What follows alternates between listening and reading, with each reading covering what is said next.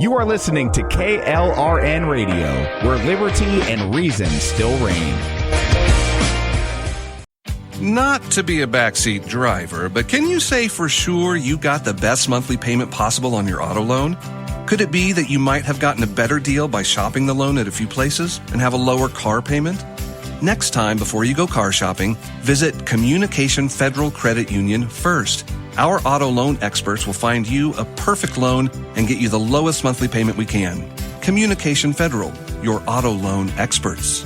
Restrictions apply. Federally insured by NCUA.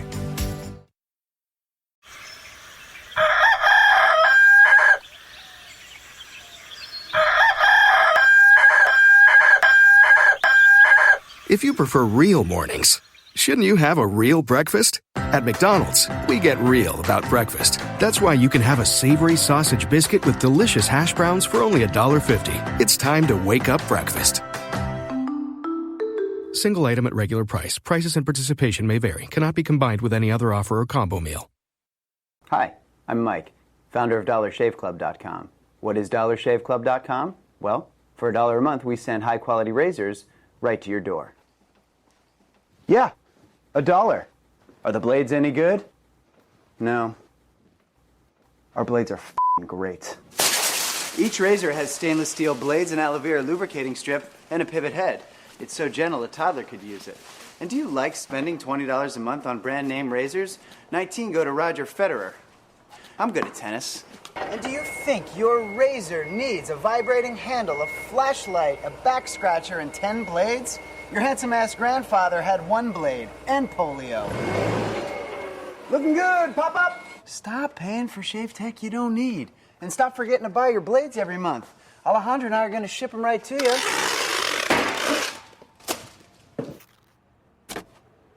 We're not just selling razors, we're also making new jobs. Alejandro, what were you doing last month? Not working. What are you doing now? Working. I'm no Vanderbilt, but this train makes hay.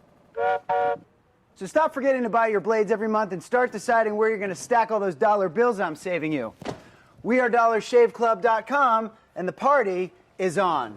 I know karate, I know jiu-jitsu, I drive like a gangster when I'm coming to see you, see you, see you, see you.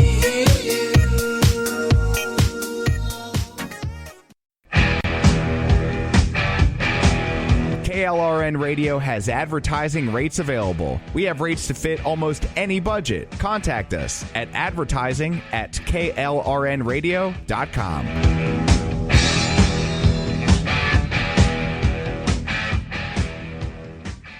In uncertain times, we could use someone to lean on. Blue Cross and Blue Shield of Oklahoma will stand by you with plan options to fit your budget. If you've recently lost your job, had a baby, or moved, you can still get the healthcare coverage you and your family need. Financial help may be available for those who qualify. Call 855-452-BLUE or visit hereforyouok.com to see if you're eligible to enroll. Blue Cross and Blue Shield of Oklahoma, a division of Healthcare Service Corporation, a mutual legal reserve company. My son was in the Army back during Desert Storm, but even then he wanted an MBA. He looked at a dozen schools, but only one offered the online education and flexibility he needed while he was in a tent in Iraq. Grantham University. Turns out that Grantham's been delivering affordable, relevant college and advanced degrees for over 65 years. Heck, if they can deliver a quality education to a soldier in a tent overseas, think about the flexibility Grantham can offer you so you can earn your degree too. It doesn't matter how complicated or full your life is, if getting a degree is on your bucket list, you'll want to do what my son did. You'll want to call Grantham. Find out how easy it is to get started on your education so you can check that college degree off your bucket list. Call Grantham right now, 800-910-1370. That's 800-910-1370. Flexible, affordable, relevant. Call 800-910-1370.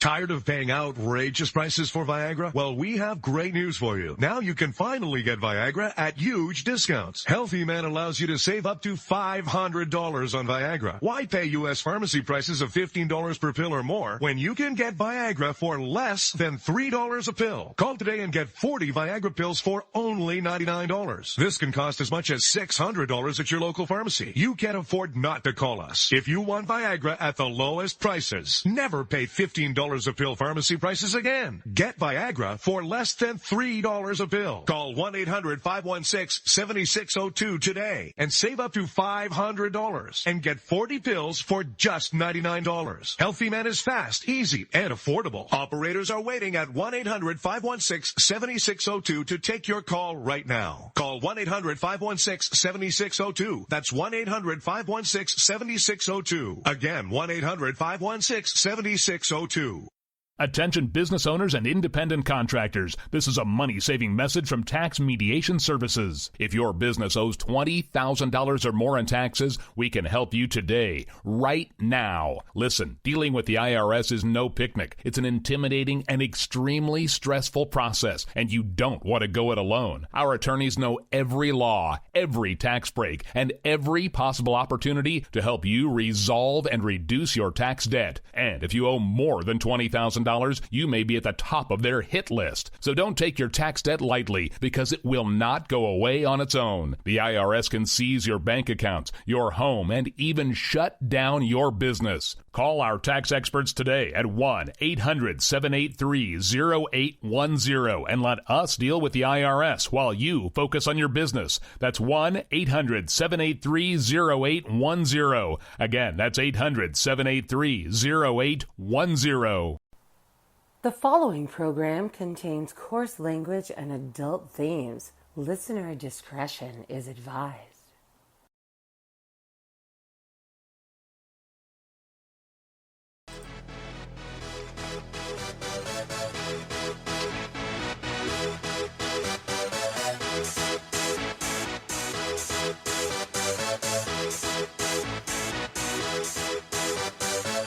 Y'all ready for this?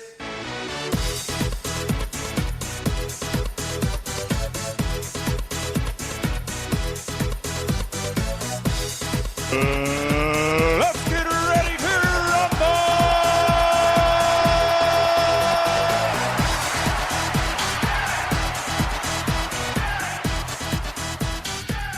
Good evening. It is, well, normally this is when I say it's debate night in America, but I guess for tonight it's town hall night in America. This will be the first time we actually cover a Trump town hall, because lately he's been doing them at the same time we've been trying to cover the debates. But the field is finally starting to winnow. So we've had town halls all week. We covered, I couldn't find the one for Hailey on Fox News that was Monday, but I did find one from CNN on Saturday, so we covered that. Or I guess that was, yeah, it was Monday. And then we covered the DeSantis town hall last night. I have to say, DeSantis one-on-one is a much more stable person, and maybe it's because he's not having to trade barbs with Bollywood Beavis. But we will have a panel joining us this evening. We actually have a member with us already. Our pole dude from Toxic Masculinity. We got to come up with a better name for you, dude, because that just sounds dirty. But anyway, we have Andrew with us. We'll have some other people kind of rotating in and rotating out throughout the evening. See what I did there with polls? Polls. Rotating in and rotating out while we're talking about polls. Spinning. But anyway, so we're gonna kick things off a little bit early. The debate town hall doesn't start for another few minutes, but we're live right now. So thank you for everybody who's slowly gonna start meandering over here. I will be a little bit interested in how the town hall goes tonight, because I have to admit some of the stuff that I've been hearing in the sound bites from Trump is starting to sound kind of Biden-esque, and I'm a little worried about that. Also, I have to admit, in my own personal opinion, if he does become president again, we're basically going to be looking at 4 more years of what we went through last time. And if you don't believe me, just look at all the bullshit that happened in Congress today. So anyway, how are you doing, Andrew? President. Well, I mean, he's lame to begin with. Oh, I'm sorry. Oh, me?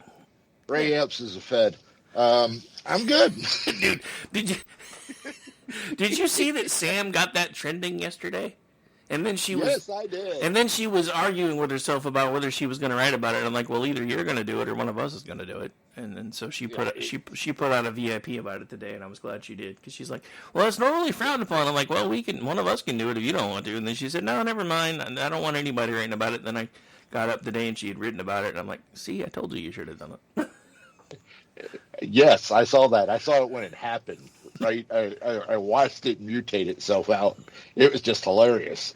Yeah, I was online and playing around when it started, and I was just like, and the funny thing is, there's one guy that particularly kind of went after and tried to repeat kind of the same thing she was doing, because eventually she was like, he's a Fed, he's a Fed, he's a Fed. And one dude was like, you're a nut, you're a nut, you're a nut, I can't believe you believe in conspiracy theories. My response was, dude, how many conspiracy theories have turned out to be true, my dude? Just saying. Come on, dude. I mean, come on. I mean, I remember when I was a kid, it was considered a conspiracy theory that the CIA was involved in the drug trade. We now know that's true. So I'm just saying. Yep. We have been proven right more often than we've been proven wrong for those of us that like to put tinfoil hats on. Just because Alex Jones gives us a bad name. That the CIA was trying to assassinate world leaders. Well, yeah, but I mean, that was also, again, more conspira fact. I honestly believe right now most of what we're going through in this country is a long-term CIA operation.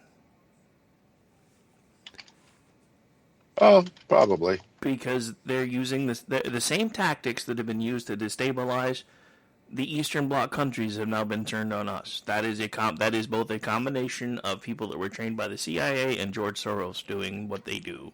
And that's part of the reason why George Soros got a pass for being a Nazi.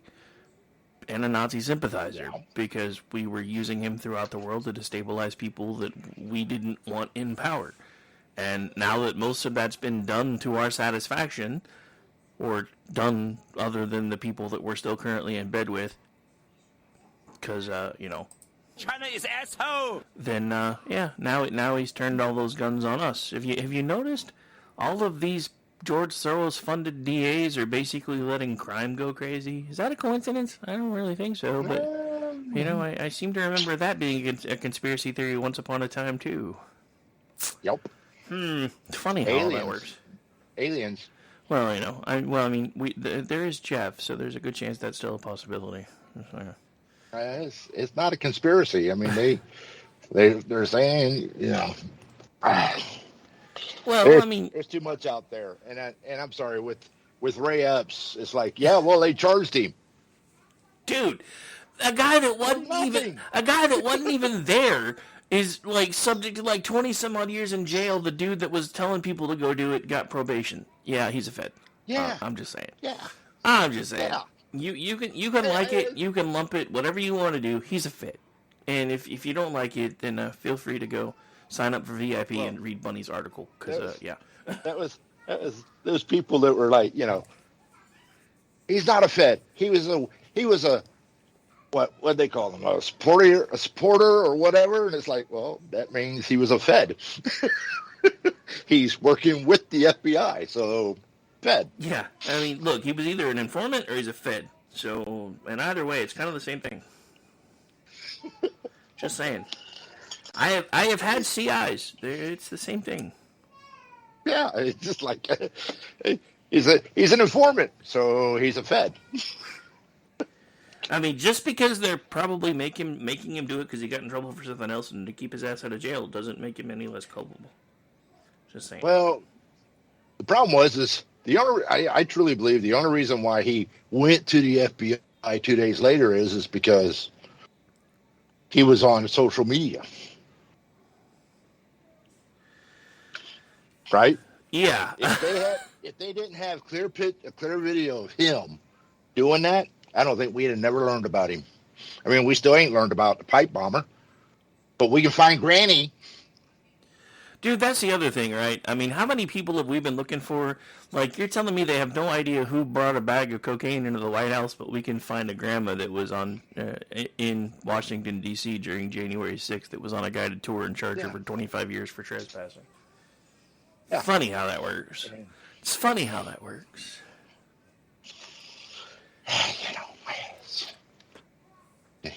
And them people are dangerous. We're dangerous. Well, I mean, they've been saying that for a while. I mean, the funny thing is, if you listen to Biden's rhetoric, and actually, I wrote a story about this yesterday.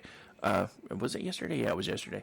Where he put out the meme that talks about how there's no place for violence in American society. Funny, he wasn't saying that during the summer of love in 2020. He was talking about how great it was that people were standing up for what they believed in at the time. Never mind the fact that buildings were burning, and in certain places people had buildings lit on fire with them still in them. But it was all mostly peaceful. I seem to remember Kavanaugh's hearing being disrupted. Yeah, I mean that's disruption of an official proceeding. If that's the definition that they're going to be using for what is considered insurrection, then there's lots of insurrection that's been going on for quite some time that the left never seems to care about. That was the other thing. Did you read what the judge said? I did. Which time? Guilty for rioting. But there's going to be a lot of people that are out there that supported this insurrection. So basically, Ray rioted, and everybody else insurrected. Well, I mean, honestly, the people so here's the thing, and I've been saying this for a long time, no boomsticks, no insurrection. You can't really have an insurrection without, major firepower. So somebody retorted and put the story in that talks about people that were using makeshift clubs out of broken American flags and had pepper spray with them, this, that, and the other. And it's like you're missing the point. No boomsticks, no insurrection. So, I mean, I do see the point that certain people could have and likely should have been charged with incitement to riot, because that makes sense. But that's the same charges. That makes sense. That's the same charges that should have been levied against all of these morons during the summer of love. I mean, they literally they set fire to a church across from the White House, which was enough to make them start the process to move the president to the bunker. They actually killed a cop. Well, yeah. So that was the other thing Biden loves to lie about. Jill and I went to the funerals of police that died during January 6th. Dude, no police died during January 6th situation. Some committed suicide later, and if you didn't notice, there was an inflection of air quotes there, because I'm still not really believing that it was suicide. I'm kind of thinking that, bad. It could have been an Epstein suicide. Yeah, that's kind of where I was going. But yeah, so, here we are. So, hopefully we pick a new direction for the country in about 10, well, actually at this point, just a little bit less than 10 months now. Because I'm pretty sure election day would be about either yesterday or today, about 9 months from now. Maybe. Well, there. A little over 9 months. I'm not expecting a lot. I don't know. Look, like I said, I have no say in the primary. I live in a close primary state. Trump pissed me off so much in 2016 that I changed my affiliation when I helped get the Libertarian Party onto the ballot. Problem is, I started the process to help get the Libertarian Party on the ballot because I'm friends with a lot of the local libertarians here. And then I started doing national level interviews with the president of the Libertarian Party, Nicholas Sarwark. And I had him on America Off the Rails about 4 or 5 different times in 2016 because I was really trying to give people another option. And then the last time he was on my show, ever, during a break, he basically pointed out that as the leader of the Libertarian Party, he felt it was his duty to advise me that they didn't want converted Republicans to come over to the Libertarian Party. So I said, okay, so we'll finish this interview, and that'll be probably the last time you and I speak. And, of course, he made the point of telling me that he was saying it off the record, so the very next time he wasn't on my show, I went on the record, said this is what he told me during a break, so if you're thinking about voting Libertarian, don't. And, I mean, they don't even do primaries, so, I mean, I have no say at all. I may actually, the reason I haven't changed registration up until now is because it's either Democrat, Republican, Libertarian, or Independent, and the Independent's going to be the same thing. I wouldn't be able to vote in a primary, but I'm honestly thinking about registering as an Independent, just because that way I don't give the Libertarians one more supposed tick of their boxes here in Oklahoma. But it would still put me in the same boat. I don't really want to go back Republican, only because I feel like it makes it harder for me to be a hard voice against the party if I'm actually a part of that party, because it kind of makes me feel like I'm a hypocrite at that point. Yeah, that's just me, though. I mean, a lot of people are like, it shouldn't. Yeah, well, everybody's different. I registered independent because I got tired of both parties. There's no difference between them. They spend money like drunken sailors, and I'm a drunken sailor. I was gonna say, you should know. We should start having you do something similar to Rand Paul's spending reports, and you can just call it the Drunken Sailor Report. Good God! I mean, come on, it would be fun. I mean, Trump, yes.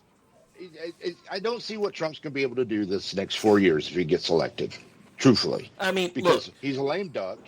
Well, yeah, I mean, we've been saying that all along. He'll be lame duck from day one, and if you really think he's going to be able to do anything, just look at what happened in Congress today alone. Yeah, and my thing is his 4 years, they spent almost $10 trillion.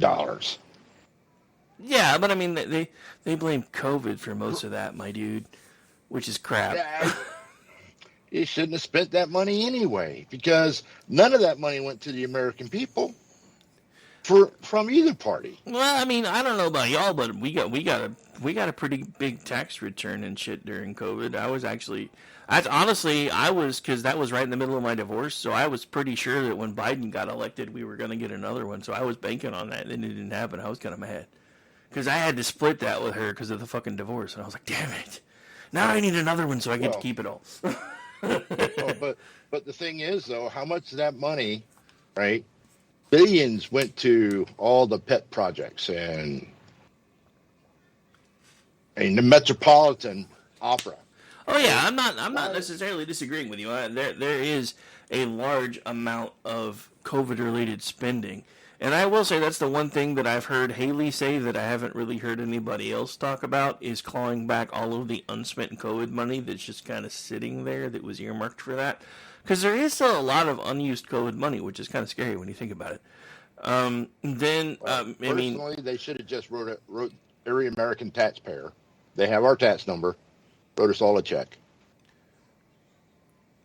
All the money they spent, I sat and figured it out one time. It was about $14,000 total for everybody. If you used, 330 million people, and they spent $15 trillion, whatever it was, come out to about $14,000. And all I'm thinking is how much of that would have helped the economy? Well, I mean, the other thing about it was everybody that got those checks for the most part did things with that money that they shouldn't have. Instead of paying their bills and doing all the other things, they're like, oh, I can go buy a $6,000 TV now. Like, that's not really what that money was for. Well, they went rioting. So, they went rioting.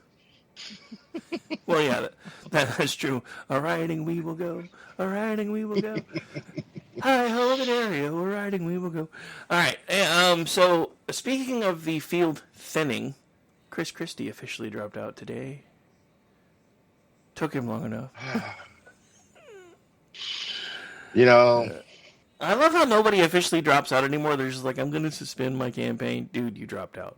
You know why they don't officially say they dropped out, though? Because as long as they suspend their campaign, they can keep fundraising. They can still get on that gravy train. Exactly. They can keep fundraising. The moment they say they've officially dropped out, all fundraising has to stop. If they just suspend their campaign, they can, and that's exactly, because he's already said that I'm going to do everything I can to make sure Donald Trump doesn't become president. So he's still gonna pander to the group that, is on his side, which probably includes 5 people. Except for donut shop owners. I'm pretty sure all the donut shop owners will be voting for him. But this probably not. This is coming from a fat guy. I'm just saying. But the one thing I will say, because I couldn't help it. Like I turned it on and I realized, because I had just gotten off the air. I got out of the office, went into the room, and was starting to get ready for the next round. This crap. So I turned the news back on, and the first thing I hear from Chris Christie is, we're fighting for something bigger than us, meaning his campaign. I'm like, so as soon as I heard it, I had to tweet it out. I'm like, dude, from one fat guy to another, that's a really big lift, bro. I'm just saying. Because, holy crap. I don't know if there is any, I mean, the only thing I can think of that may be bigger than Chris Christie would be Jupiter. Just saying. Yeah, I don't know. And that would be a stretch. The 2-ton sisters or whatever it is. But yeah, I don't know how Chris Christie hasn't wound up on that show, My 500-Pound Life, or whatever the hell it is. But anyway.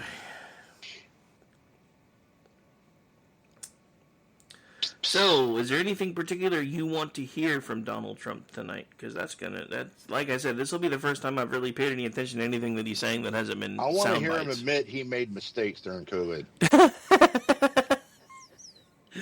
Oh, it's a good thing that's not part of your drinking game, or you're going to be sober. Well, I mean, as sober as you get, anyway.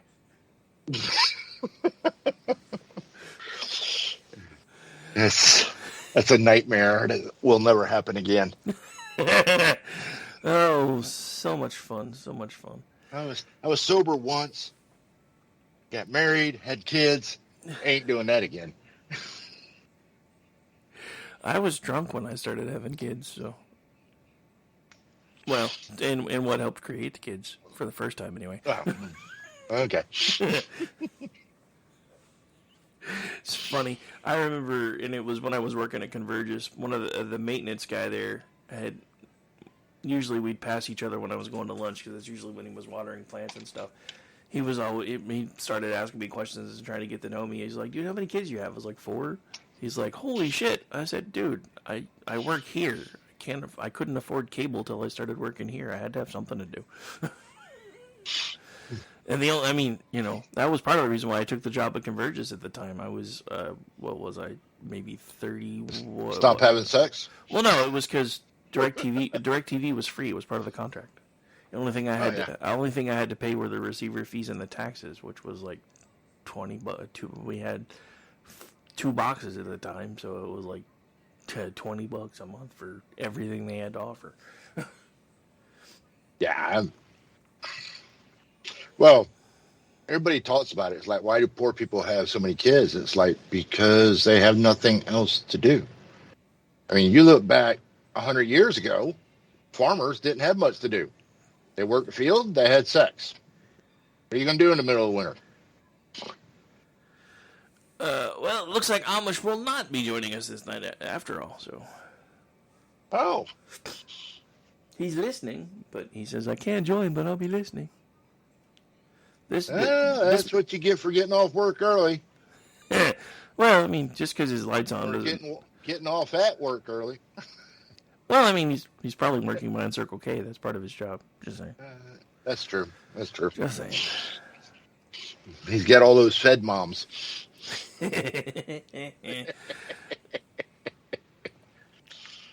or he's trying to keep the moms fed, whichever way you want to go with it. One other way. Giggity.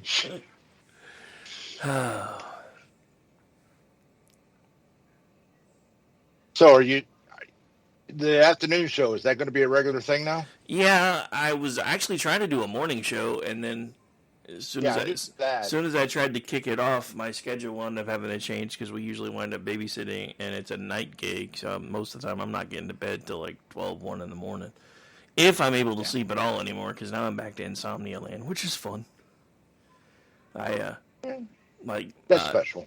But yeah, so Monday I wasn't feeling that well, so I didn't, which was when I planned on kicking off the show. I barely had a voice, so I decided not to. So then I started working on, I kind of fell down a rabbit hole, because I thought I'd finally figured out how to make the voice meter and the Tascam unit that I have play nicely together, because there's an ASIO setting, which basically has everything connected on the back end, but which would kill all the echo and stuff that happens when I have to play sounds, unless I do it a very specific way. So I was up messing with that and started watching video after video after video, trying to figure it all out, and thought I'd finally figured it out, realized I didn't, and then looked up and it was like 6:30 in the morning, and I'm like, I haven't even been to bed yet.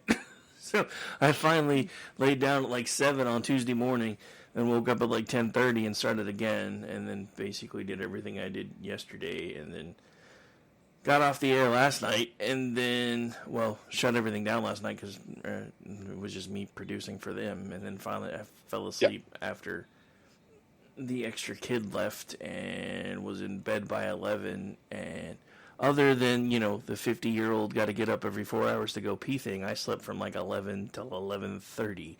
So I was asleep for a long time. I don't mean 30 minutes. I mean like 12 hours and 30 minutes. Yeah, Sometimes your body just does that. Well, yeah, normally for me it happens about once a month. Most of the time, because it's what I did for years, I was working nonstop. I mean, I was Mr. Mom during the day because she didn't want to put the kids in daycare. And then I did office work either from home or I took the kids to the office on the days that they were out of school because it was my office. What the fuck they gonna do? Fire me? And if I wasn't doing that, then I was doing field work to make extra money because there were posts that I would cover to not only get to keep my share of the stuff that, went towards my part of the pay, but make extra money. So I was always working. I mean, most of the time I was putting in 22-hour days. The problem is I did that so long that now my body doesn't know how to stop. Because it's just like, it's not time yet. So most of the time I was getting home anywhere between 2 and 3 in the morning to sometimes 6 and 7 in the morning, and then would usually grab a quick nap before I had to get up and start taking care of the kids. And then even after all the kids got into school, I would still take that nap and then get up and start doing paperwork, etc. So it was always something, and I'm kind of back in that boat again now, and I'm just like, I kind of forgot how hard it is to work for yourself, because, I mean, other than doing it as a hobby, I really haven't done it since, 2007. But, yeah, I'm having to put in a lot of time to keep things running. I mean, I wouldn't change it at this point. As a matter of fact, I got hit up to go back to work where I was working before, and honestly considered it for a day or so, and then I was like, you know what? Yes, it's a steady paycheck. Yes, it's a lot more money than I was making before to take this job. But I'm still going to be putting up with the same BS, so no. Well, that's the thing is it worth it for your peace of mind and sanity? Well, I mean, and honestly, as much as, sometimes when I get a leader start, I'm mad at myself and I'm running around like a crazy person like I was today. But then I got to spend, 30, 45 minutes just sitting around playing with the grandchild that I wouldn't have been able to do at that time if I had a day job, because I'd have been at work and been elsewhere. So, I mean, to me, those are the things that are more important. So yeah, and I mean, to me, I'm getting to the point now where I can make enough to make sure the bills are paid between everything that I've got coming in, and still not really have to do all the extra stuff that I was doing before. And the thing about it is, and it's what I keep telling everybody, because everybody's like, everybody's starting subscription services and everything else, and I'm like, yeah, eventually we might do that, but hell, you guys don't even have to worry about that right now. As long as you're reading the stuff that I write and you're listening to the shows, there's revenue kicked in there. You want to kick something extra once in a while, then go find one of my stories and click on the Join Twitchy link and put the code in. You save money, I make money, everybody wins. Well, that's just it.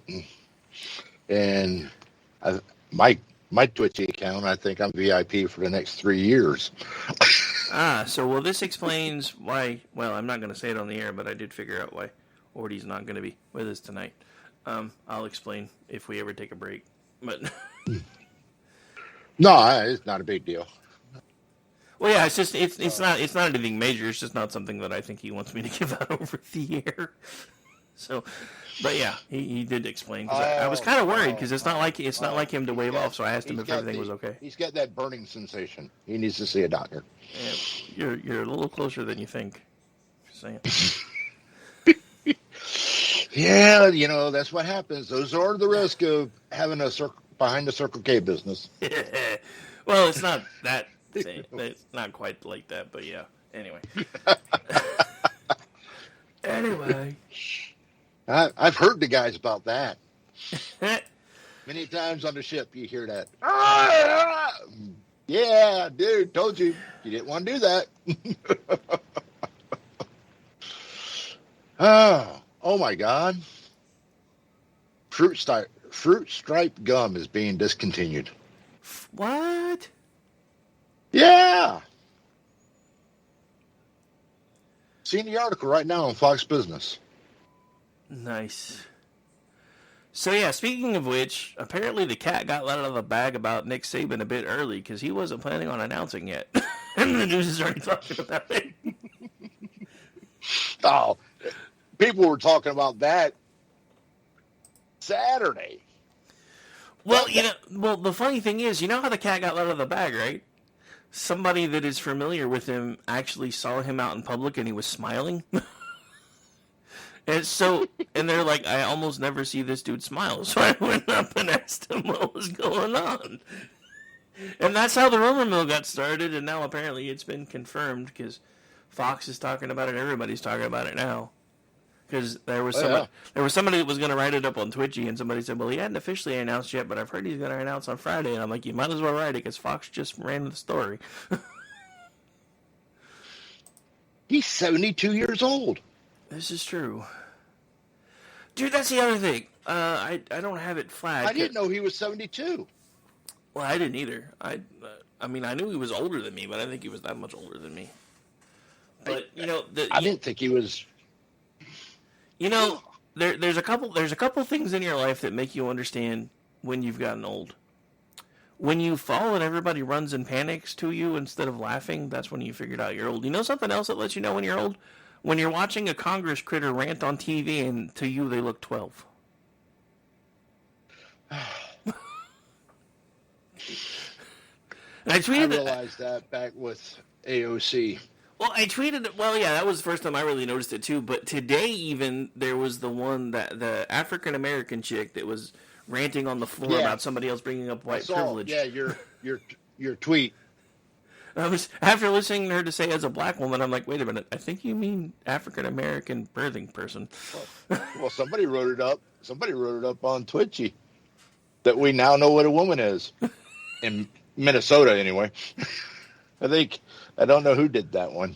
Well, yeah, that's because the entire city council of St. Paul is now female. Yeah.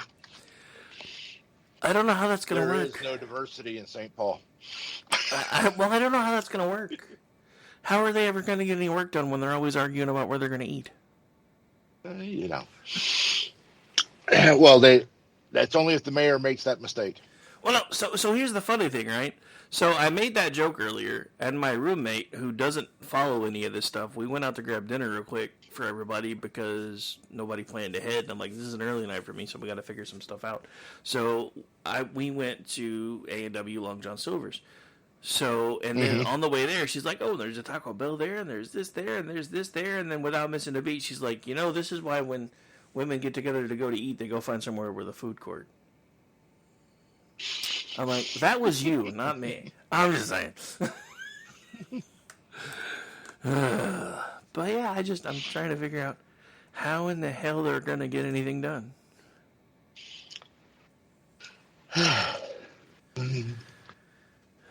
Well, so much fun. So yeah, I'm starting. It just depends on when they plan on meeting, because once a month it'd be hell. Yeah, I think there should be 7 days of mandatory time off. Because eventually their cycles will sync, so they can just all go on vacation at the same time every month. I'm starting to think it may just be you and I tonight, dude. I think everybody. Yeah, I'm thinking everybody's already politicked out, and the scary thing is, we haven't even had the first caucus. Even that's not even till Monday. I'm wondering what the weather's gonna do with that, because dude, it's fucking cold up there right now, and it's supposed to be super cold down here, like this coming weekend. I'm like, I mean, for us cold. Yeah, it's going to be like there's a couple nights this next week that it's going to be down in close to single digits, and I'm like, it's too early for that. I don't want to. Well, we had a high today of 29. That is not a high. Well, that was at 4 o'clock this morning. That is not a high. I've watched the temperature drop all day.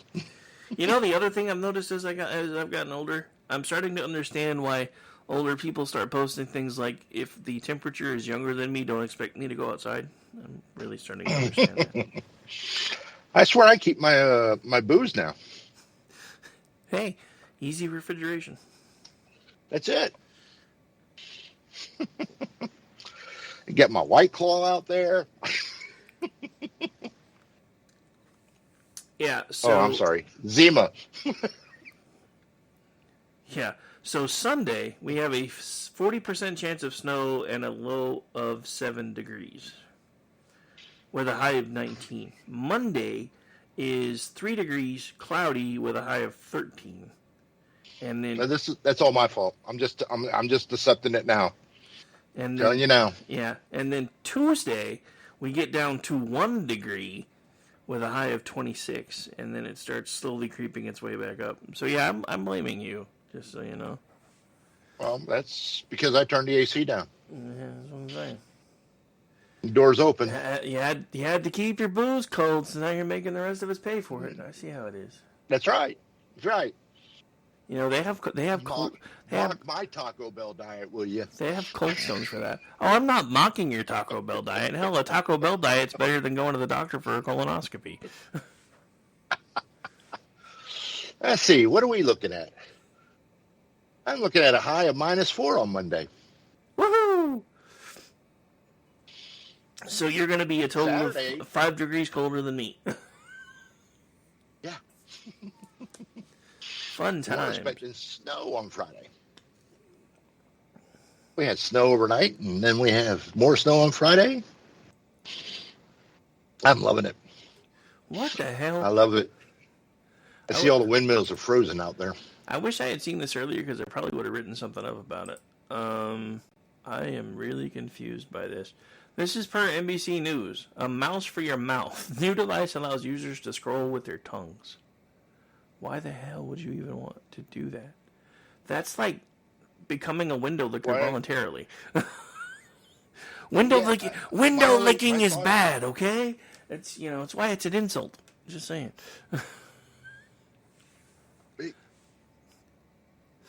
So yeah, per NBC News, touchscreens are going hands-free with a new device that allows users to scroll through smartphones using only their tongues.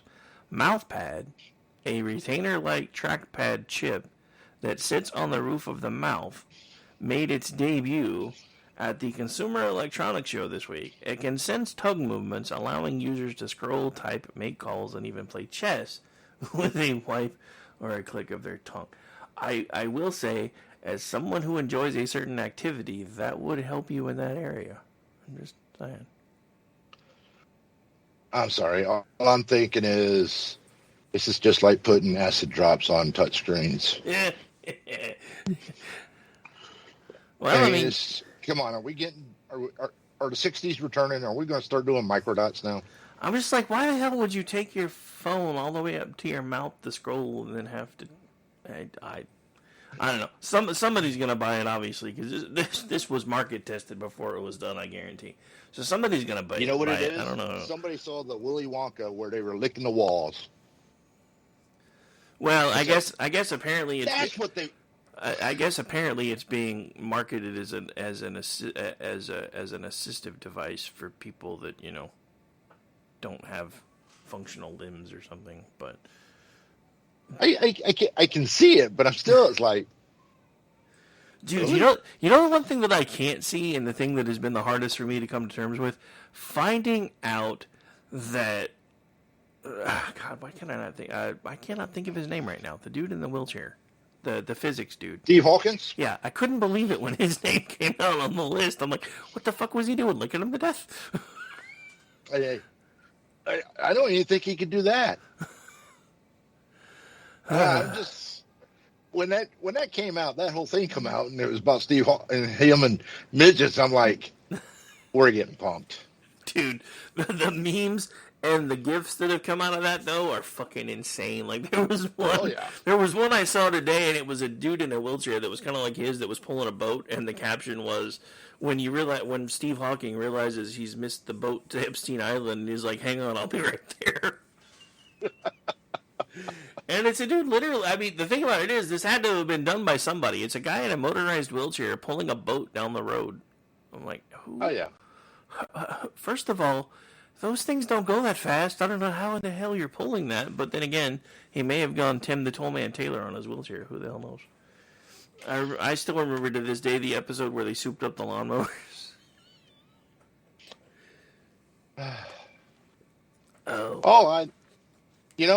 I'm not sure if I like this timeline or not. I already know I don't. I will say the only thing that I like about this timeline is I've been allowed to retire from a job that was killing me on the inside. Other than that, I'm not a big fan. I'm just not. Fetterman is Well, that's scary it's a too. bright spot. There's been a couple of timeline shifts apparently because half the people don't even remember him being stupid anymore. I'm like, you remember that like 6 months ago this guy was making Joe Biden seem intelligent, right? I don't. We can't remember the transgender supporter that was shot up the school last week. Come on. Dude, that's the other thing that drives me crazy. Do you realize that it's usually like a week or so afterwards it comes out that these people were on law enforcement and federal law enforcement's radar and they didn't do anything? This come out over the weekend. I'm like, how in the hell can we keep blaming? They knew about it. How the hell can we keep blaming the gun when you guys have known about all this stuff and ain't been doing nothing about it?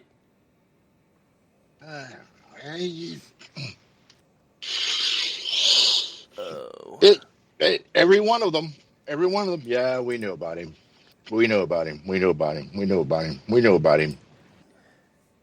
The system failed. Yeah, I mean, it's just the system failing over and over and over again. And the other thing that kills me about all of it is getting rid of the guns isn't going to fix it because the people that still want to get the guns illegally are going to know how to do it. I mean, what happens with everything that we make illegal? Well, I remember running booze.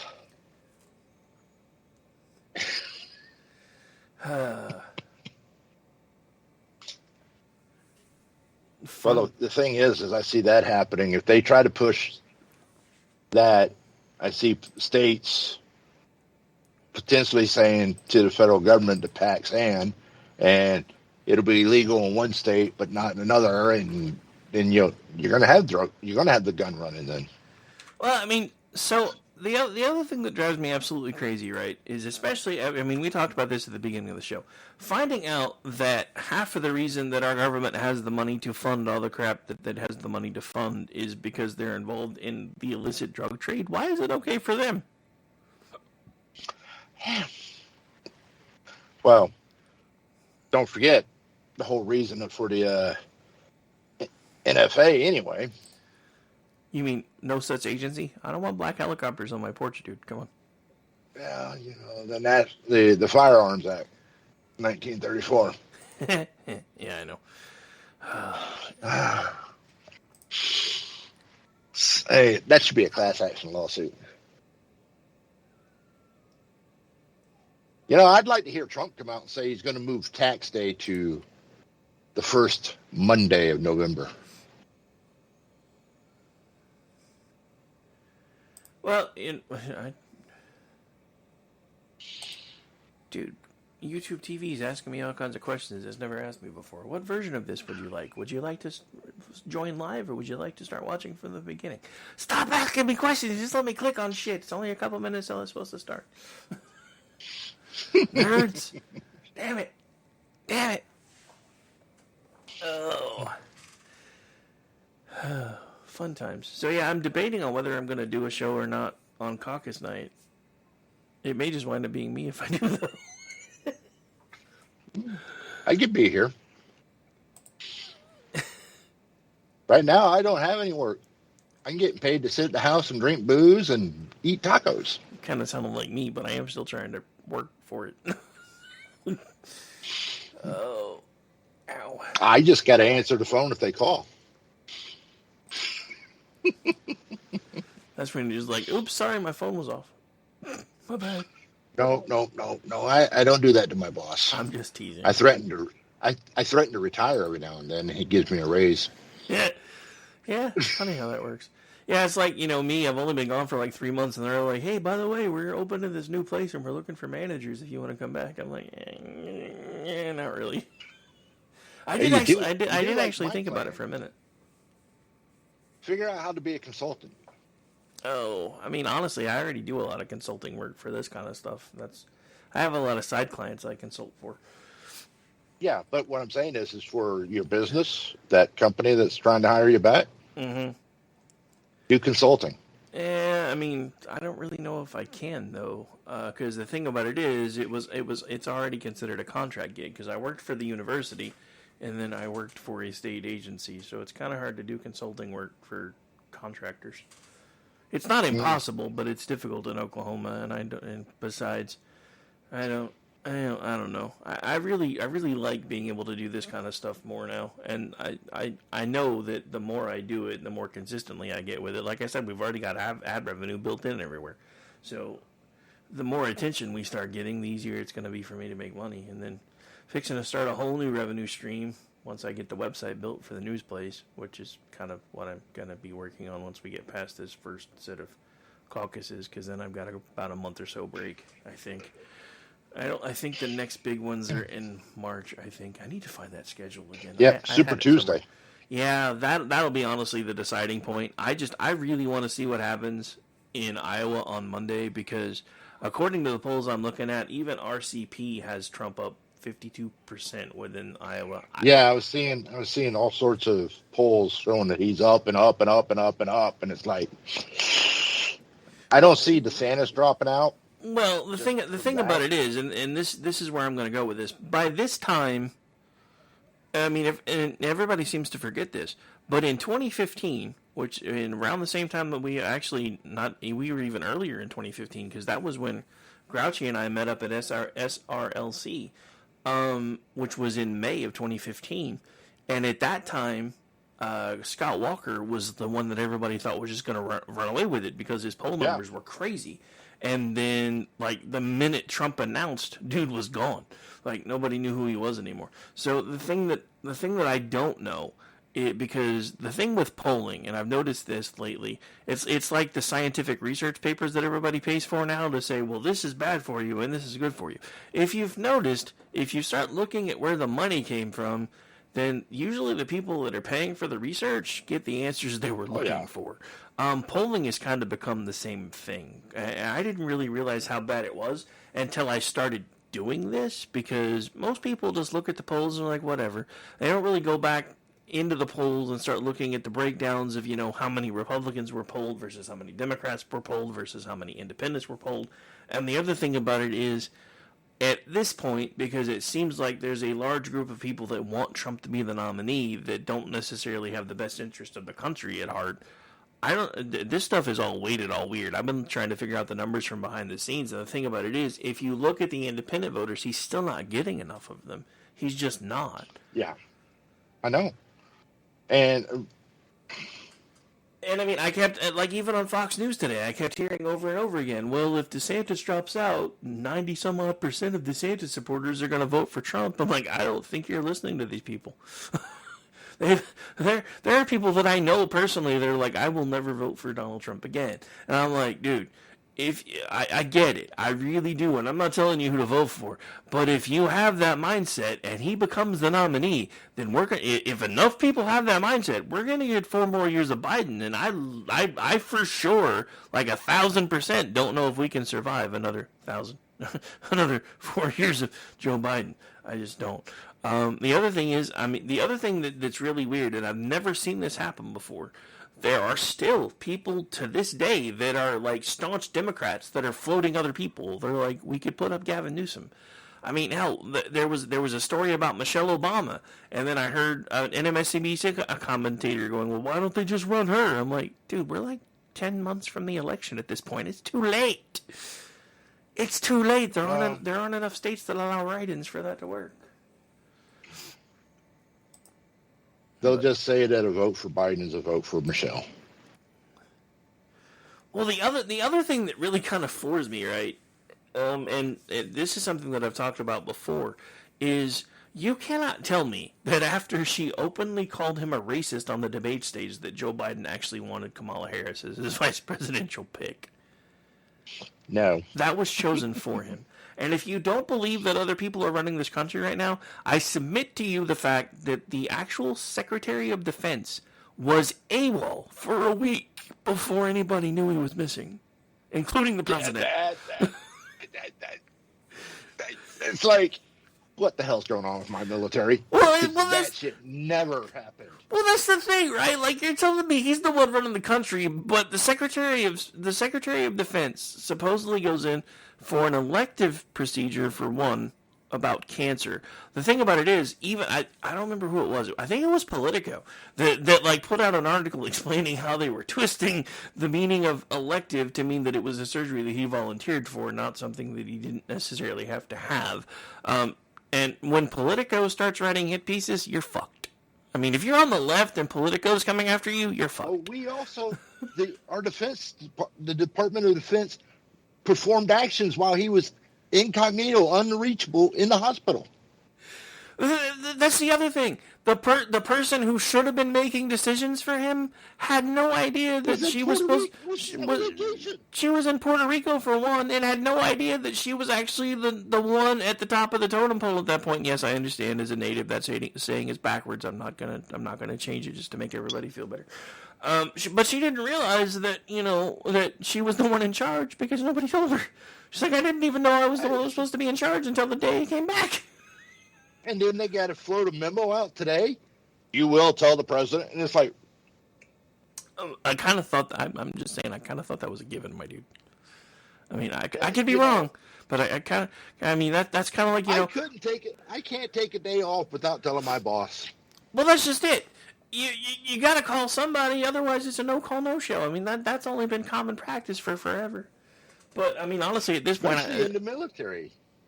I mean, everybody's starting to call for him to resign. I don't even think he should be allowed to resign. I think he should be fired because he was God knows where for a fucking week. How one of these ones they're going to blame it that everybody works from home now. Well, and that's the other thing, right? So apparently, the one thing that the president was told was that he was going to be working from home for the week. Because apparently this was supposed to be a quick procedure, and it was supposed to be in and out, kind of, I guess, they made it sound like it was supposed to be like an outpatient thing. Then he had complications from it, and I'm like, dude, if you're going in for surgery, your boss really kind of needs to know. Even if you expect to be, able to work from home for a couple of days, you probably should have said, hey, boss, this is what's going on, and this is what I'm going to do, and that way when nobody hears from you, they can start looking for you. In Biden's defense, though, he probably was told. Yeah, but, you may have a point. He's not going to remember it. All right. Well, we have topped up to the moment of truth, so let's get this unmuted here because it's about to start. And loud enough, too loud. What do you want me to do?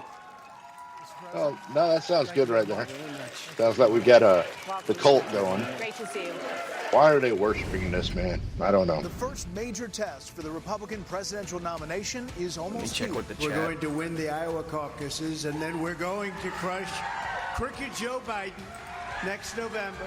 Tonight, former President Trump will address the most pressing issues facing the nation.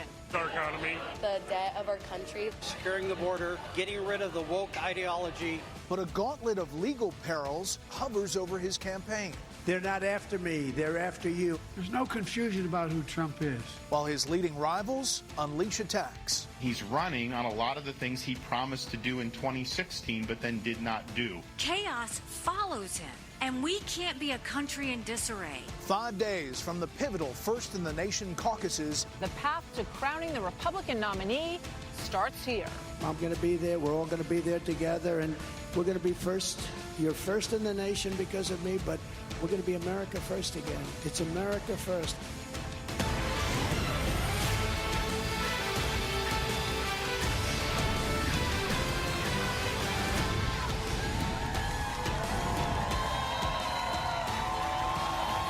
Welcome to Des Moines, Iowa. Good evening from the Iowa Events Center. Tonight, the last of 3 special town halls this week, just days before the First in the Nation Iowa caucuses, featuring Republicans who want to be president. I'm Brett Baer, and we're here in Des Moines as we take a live look outside. It's cold, it's brisk, it's snowy, but we're warm inside with a lot of questions from Iowans. Indeed we are. Good evening, everybody. I'm Martha McCallum. Great to have you with us. Tonight, we are joined by a room full of Iowa Republican voters. Some of them are decided. Some of them are undecided. That's why they're here tonight. Some of them have been here more than one night over the course of this week because they look forward to questioning the candidates. And tonight it's the former president and the GOP frontrunner. And we note once again that none of the campaigns have input into who was invited, what the questions are that will be asked tonight. Thank you for being here. Mr. President, we appreciate you making the trek. And before we begin, we want to offer our condolences to you and the former First Lady, Melania Trump, for the loss of her mother last night. Thank you very much. Great woman. Thank you very much. Appreciate it. We do want to note that today there was some breaking campaign news. Take a listen. It's clear to me tonight that there isn't a path for me to win the nomination, which is why I'm suspending my campaign tonight for President of the United States. I am going to make sure that in no way do I enable Donald Trump to ever be President of the United States again. So that was the big news. Late today, the former governor of New Jersey dropped out of the race in New Hampshire. You saw it there. There's a lot of speculation now that there could be a combining of forces of the people who supported him. He had about 12% there. And by some estimates, you're ahead by an average of 14 in the Real Clear Politics average polling in New Hampshire. So if that 12 goes to Nikki Haley, she could give you a run for your money there. Well, you know, you have Democrats in New Hampshire, and they vote, and you have independents in New Hampshire in large numbers, and they vote. And I have polls that show me leading by a tremendous amount in New Hampshire and a lot in Iowa, and nationwide we're leading by almost 60 points. So I'm not exactly worried about it. I understand New Hampshire very well. I've won it twice and did very well with New Hampshire. I love the people. They love me, I think. We did a good job for New Hampshire economically and even from the standpoint of the military, taking care of the vets. And I think we're going to do very well in New Hampshire. Now, you know, Chris Christie was in, and he got a hot mic I heard about. I thought, actually, the bigger story wasn't the fact that he dropped out. Nobody cared too much about that. But he had a hot mic where he was talking to somebody about the weather, and he happened to say that she doesn't have what it takes. She'll be creamed in the election. And, I mean, I know her very well, and I happen to believe that Chris Christie's right. That's one of the few things he's been right about, actually. So you don't think it changes the dynamic much? I don't know if it does or not. Look, we're winning tremendously here. I think we're 20, 24 points up. I brought some polls if you want to see them, you know, just in case. But I think we're 24, 25 points up. He brought his own polls. It's That's a great place, a great state, unbelievable people. Yeah. They allow independents and I don't want to see Democrats his to poll. vote in the Republican primary. Not as good as anybody else at this point. It's a little bit false in that regard. But even with that, I think we'll win substantially. Mr. President, we want to get to our first questioner. Robert is an optometrist from Ankeny. Robert, where are you? Do you know which way you're going to caucus on Monday? Yes, I do. Okay, can we ask you? I'm going to vote for the third time for President Trump. Oh, I like him. I knew I liked Robert. What's your question for the former president? I just wanted to say also thank you, President Trump, for your support of the vets. My wife and I and my oldest son are all veterans of the United States Army. We appreciate what you do. Thank you very much, Robert. Some of my friends that supported you in 2020 are not this time because they believe a Trump presidency will bring 4 years of chaos due to your haters. What is your response to them? Well, I think, first of all, I'm glad you're asking the question. And I'm very glad that you started off by saying you're with me because I want you on my side. I figured maybe Fox would have written that question if it was just the second part of the question. But just so you understand. We didn't write any of the questions. You all wrote the questions, just to be clear. We'll figure that one out pretty soon. But they have chaos now. They have chaos at the border. They have chaos in the military. People are going woke. We have the greatest military in the world, except for the top, where they want to, you know, turn this beautiful thing we built. We beat ISIS, knocked them out. It was supposed to take 4 years. I did it in literally 3 months. It was supposed to take 4 or 5 years. But we have chaos now. Look at today with Hunter Biden going into Congress and just sitting down and the bedlam that's been caused. Today you have chaos. We have, I think, more with Joe Biden. He can't put two sentences together, and he's representing us on nuclear weapons with Putin and Xi and all of these very smart people. The media hates when I say they're smart, but let me tell you, they're very smart and they're very cunning. And I think he had very little chaos. I think most of the chaos was caused by the Democrats constantly going after me. And remember this. Remember that with phony, Russia, Russia, Russia. I mean, if you look at Ukraine, Ukraine, Ukraine, everything was phony. The FISA warrants, the lying to Congress. They had chaos. They were the ones that caused the chaos. We didn't have chaos. We got the biggest tax cuts in history, the biggest regulation cuts in history. Yeah, but why didn't you make the I'm small the only business president tax in cuts 72 permanent, years. bro? I didn't have any wars. And they love that narrative, but they use that narrative because they have nothing else. Now, the new narrative they have, as you know, is I'm going to be a dictator. That's going to be the new narrative because a guy like Biden, there's nothing he can run on. Everything he's turned out, it's turned out badly. The border is a disaster, the worst border in history. I think the worst border in the history of the world. We had the best border in the history of our country. We never had a border like that. So I think we had very little chaos. I think we had tremendous success. And frankly, until COVID came along, and then we did a great job on that, too. We never got the kind of credit that I got on the economy. But we had the greatest economy in history. And you take a look at our numbers. The numbers were so much better than they are right now. We had no inflation. We were energy independent. We had so much energy. We were ready to start supplying energy, selling energy to Europe, Asia. We would have started to pay down our debt. And then when COVID came along, we had to do a little bit of a course change. But we had an incredible 4 years. Again, the greatest economy in the history of our country with no inflation. Pretty good. So I just want to follow up. Yeah, thank you for your service and for your question. Thank you for being here tonight. One of the things that Ron DeSantis said in a town hall this week was that it might feel good to Republicans to vote for you and support you in the primary. But he felt they shouldn't leave the general election potentially up to 12 jurors in a D.C. court. What do you say to him about that? Well, it's a witch hunt by its weaponization. If you look at it, it's election interference by Biden because he can't win it fair and square, so he's doing that. And interestingly, you see what happened in Georgia with Fannie Willis and $1 million almost to her boyfriend as the prosecutor of Trump. That one's blown up now. It's horrible what has taken place. But it's very interesting when you look at Ron's numbers. He's practically out of the race. In fact, a lot of people say he's leaving the race after Iowa because he's doing so poorly. He's also doing very poorly, as you know, in New Hampshire. I mean, really poorly. And I'm leading Biden in every single poll that's been taken over the last month or two. I just see one. I'm leading in Michigan by 11. That's great. The auto workers are smart. They know that Biden has sold them down the tubes with the electric cars, all electric car mandate, the craziest thing I've ever heard. And they're going to all be made in China, too.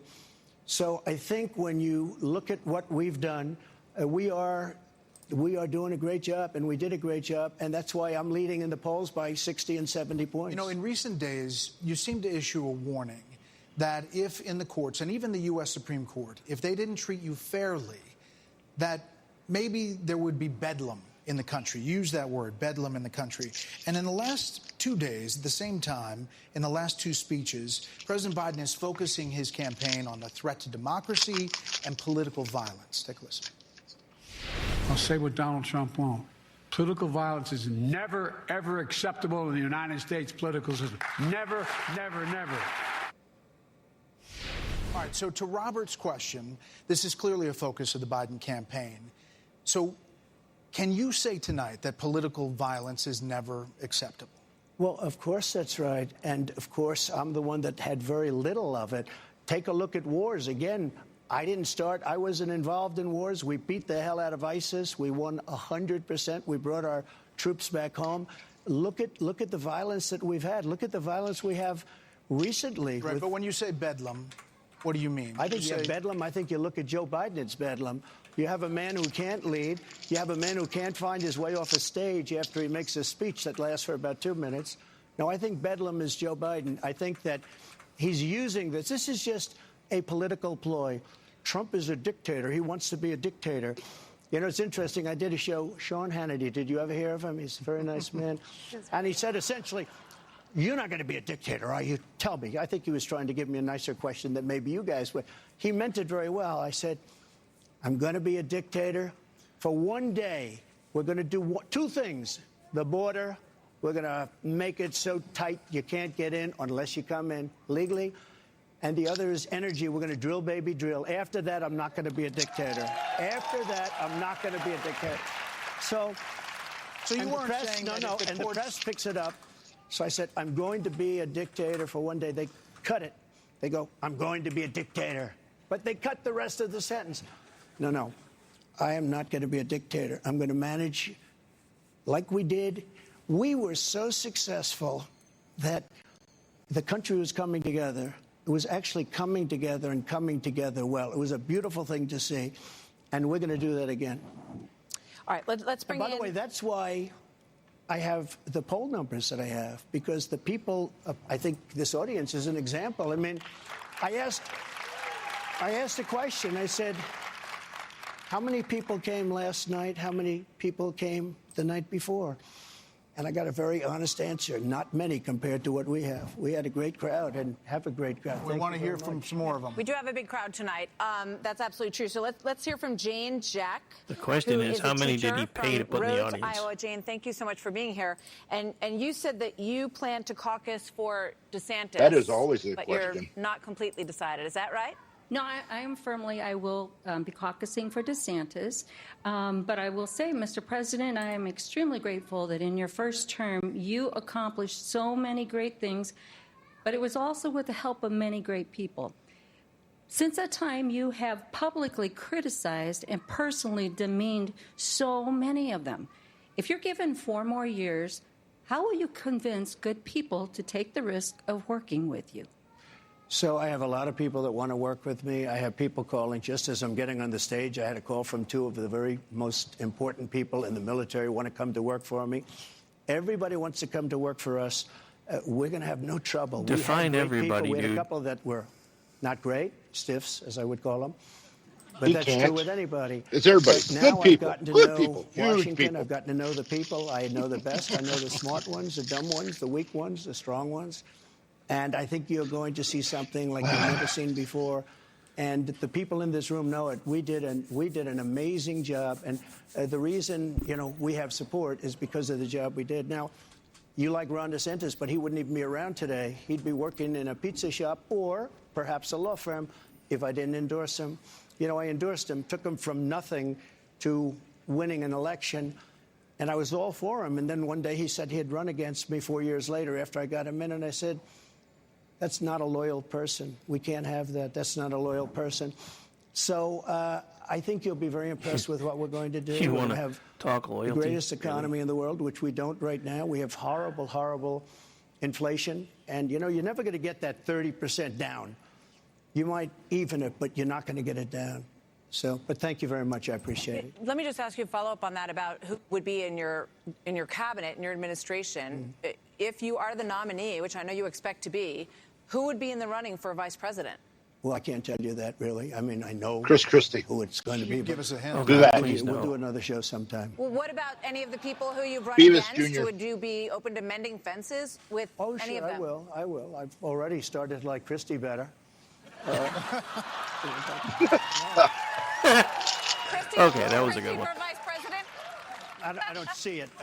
That would be an upset. Christie for vice president. Ladies and gentlemen, I'd like to announce. I do want to get to this other question before we move on to the big issues, and that is Jacqueline. She is from West Des Moines, and I think you said you're undecided, or you're making your decision. That's correct. And do you have a couple people that you're looking at? Trump and Vivek. Okay.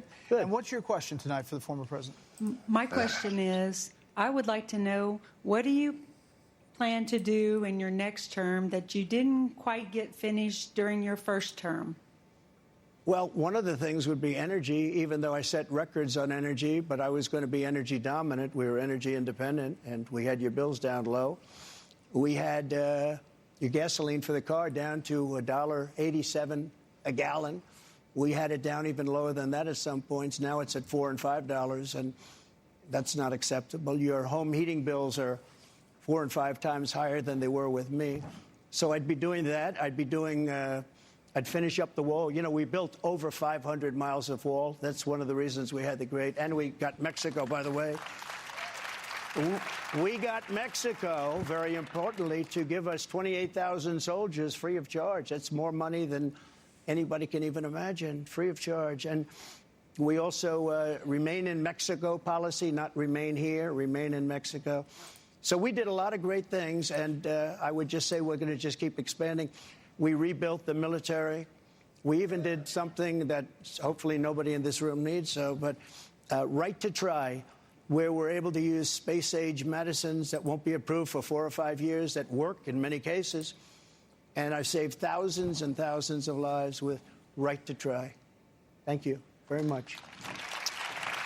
So we're going to take a quick break. We're going to go talk about the economy when we come back. That is the #1 issue in every poll on voters' minds. So join us when we come right back with lots more questions for President Trump. Good to have you here, sir. All right, so we're going to cut the volume on that while they're on break. And it's just been brought to my attention that somehow I missed a memo. I guess DeSantis and Hailey are debating right now on CNN. I thought since everybody was doing town halls that there wasn't going to be a debate this time. Should we see if they're on commercial? No, they're not on commercial right now. Okay, hang on. Let's see what's going on over there.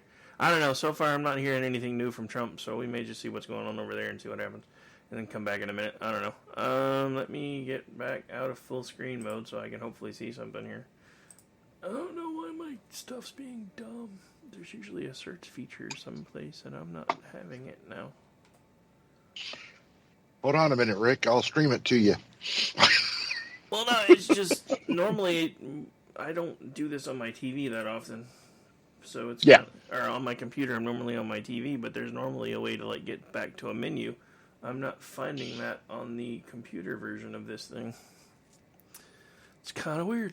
Oh, wait, there we go. Found it. Just had to scroll down, dummy. I don't know. If anybody else joins in, we may actually go back to the Trump thing, because that's what I told them we were doing. But if it's just going to stay you and me, we may go back. We may stay over here, because so far I haven't heard anything new. He's not going to say anything new. This is just a... Yeah, they're not on breaks. Tongue washing. President of the United States. There's going to be a new sheriff in town. We're going to restore the constitutional accountability that our founding fathers envisioned when they formatted the Constitution. And, you know, I've talked to folks who have overbearing federal agencies. I mean, you have farmers who have the EPA coming on their farmland because there's maybe a puddle there, waters of the United States. Give me a break. So we're going to reduce the size of government, but we're also going to reduce the scope of government. And in Florida, I've actually delivered on this. Florida has the lowest percentage of state government workers per capita in the country, and the cost of our state government employees is the lowest in the country. No wonder why we're paying down debt while we're cutting taxes for people. That's the way you do it. Governor DeSantis, 15-second point of clarification. The question was whether or not working families would pay the same amount. They would pay less than what they're paying now. The way I view it is, okay, you'd exempt people, so you would pay no tax for working class people. It would only be as you get above, because I think the first 40, 50 grand, that's just to subsist. And even some places you can't even do that. So you would have no tax up to a certain point, and then it would just be a single rate. So if somebody makes $100,000, they pay a certain amount. If someone makes $200,000, they make twice as much, and they pay twice as much. Governor Hailey, I mean, first of all, you just can't trust what he says. I mean, that's the biggest thing. We don't. Lady, have a you've been grocery caught in tax like 5 lies this week alone. And I never once raised taxes, period. But what I will tell you is it is to call into question, why did he promise he'd never raise the debt limit, and he turned around and he raised it? And then you want to go and you see one side of what he says early on, and then he changes it. So here he goes and he says that he is all for energy independence. He wants to get the EPA out of the way. Well, why did he run on the fact that he wanted to ban fracking and ban offshore drilling? Why did he go and author that legislation to I'm going to eliminate experiment the real quick, local so if something goes standards sideways, I'll that fix it, but matter I'm so curious much? about something. Hang on. And why now is he suddenly coming to Iowa and saying, oh, never mind, I don't mean all of that? Why did he call Trump? Oh, nope, that won't work. 9 miles into federal waters. Why is he now saying this? Why do you come to the people of Iowa and say one thing when you campaigned and on day 2 of your office, you banned fracking, you banned offshore drilling, you turned around and authored and led the charge on banning the renewable fuel standard. She's not You've got to required stand to up know for what she's those saying. things You've been beating that dead horse. That's been Because debunked it's multiple true, times. Ron, it's We're looking true. forward to be able to open up energy for production, and definitely here in the Midwest with biofuels. I'm the only one that checked all the boxes. Caucus is from the first Iowa presidential renewable fuel election standard, result. because I've actually visited all I can 99 actually have more counties. than one tab I've open on actually different shown up channels. to people's That's farms. awesome. I I've didn't know sat that. and There I've you go. listened to people about what they're going through, how their economy is structured, and how it's important that we're producing energy here in the United States. I never want to go hat in hand like Biden has done to Venezuela or Saudi and begging for energy. We're going to be able to open up production. We're going to choose Midland over Moscow. We're going to choose the Marcellus Shale over the Mullahs. And we're going to choose the Bakken over Beijing. Energy independence it's good for consumers. It's good to reduce inflation. And it's one of the best things we can do for our national security. So we'll do that on day 1, and we are going to reverse Biden's Green New Deal and the electric vehicle mandates. Will save the American automobile. Thank you, Governor. This has been one of the biggest years for illegal border crossings into the United States. Last month alone, 225,000 migrants illegally crossed the southern border. It's a record high, overwhelming the Border Patrol resources that are already stretched thin. Mayors across the country say their cities are being pushed to a breaking point. Governor DeSantis, former President Trump famously promised to build a wall on the southern border. He obviously did not get that done. You have promised to finish the job. How will you succeed where he failed?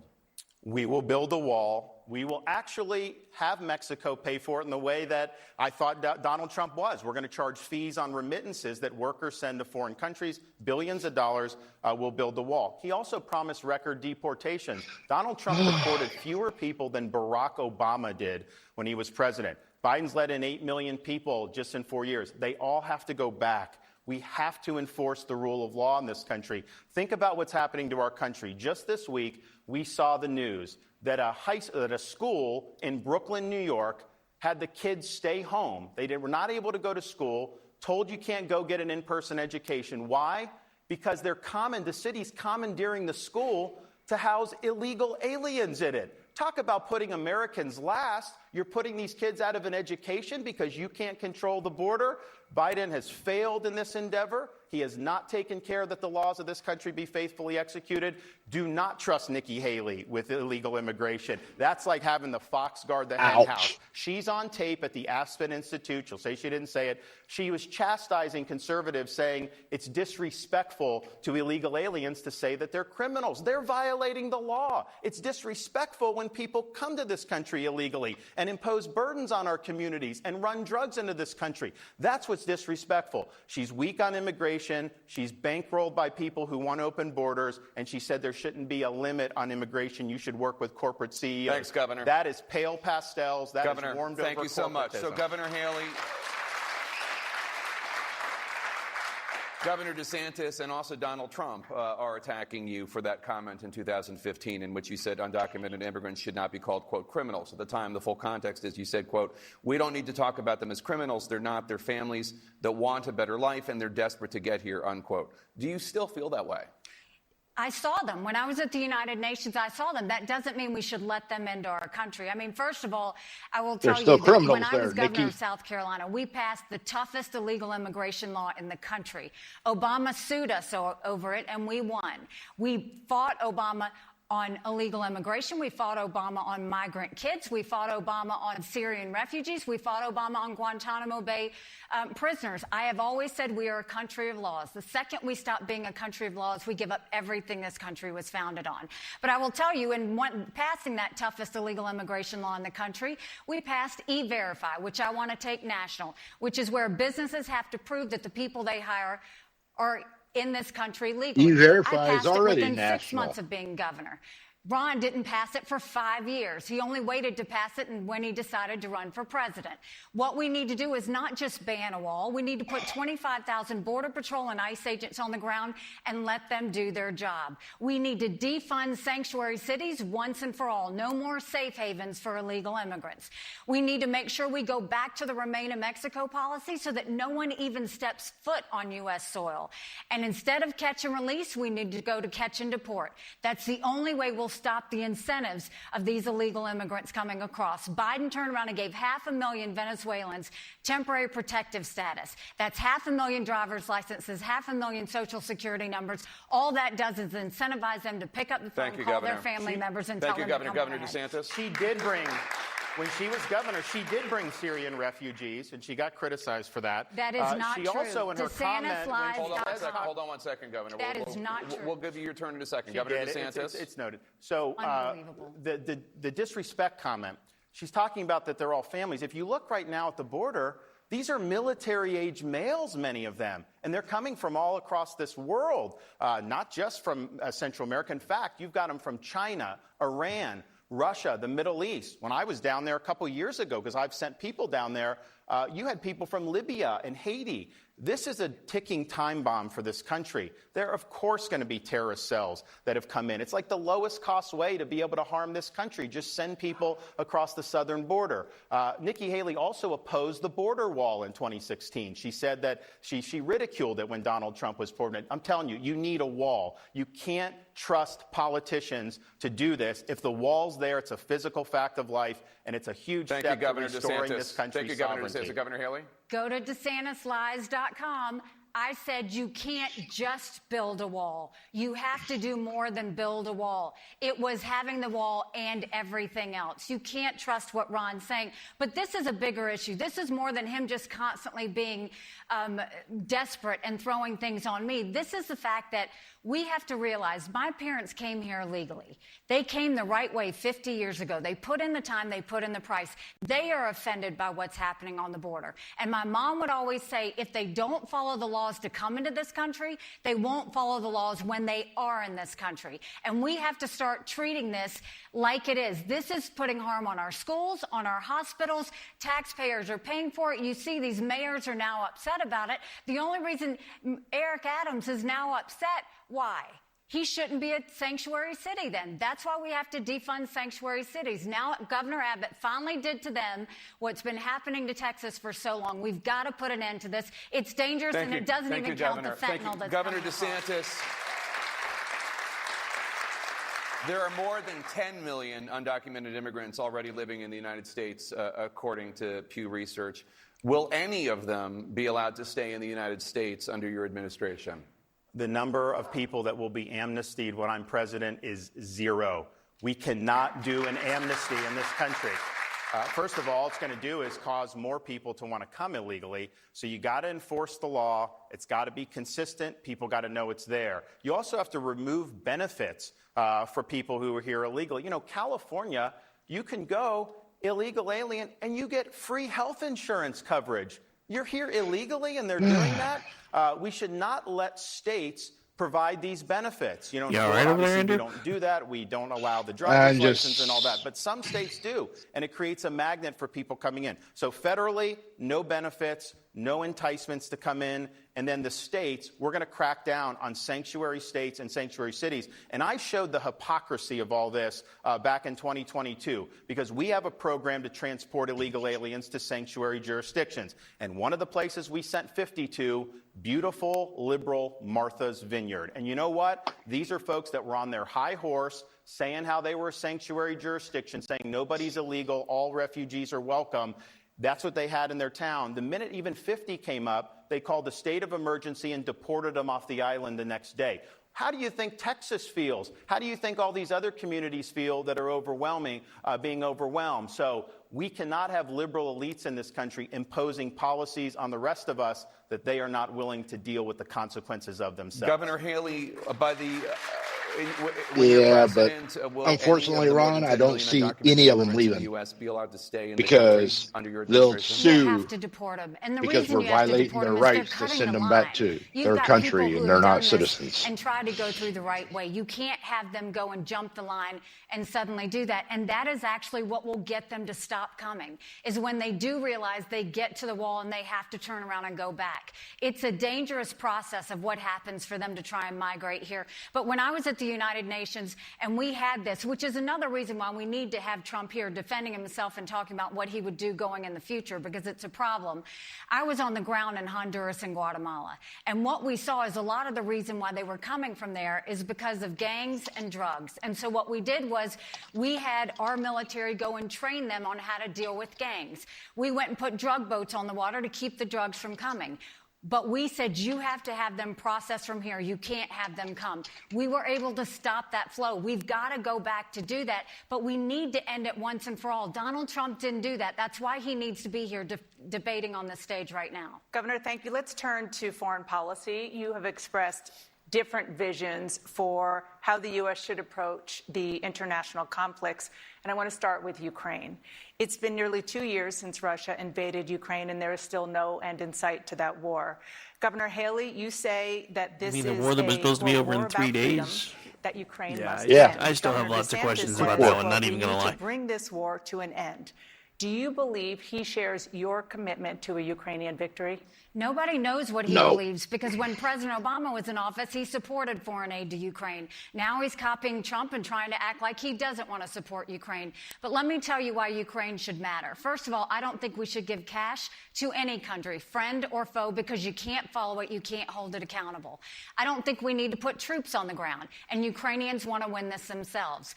But dictators always do what they say they're going to do. China said they were going to take Hong Kong, they did.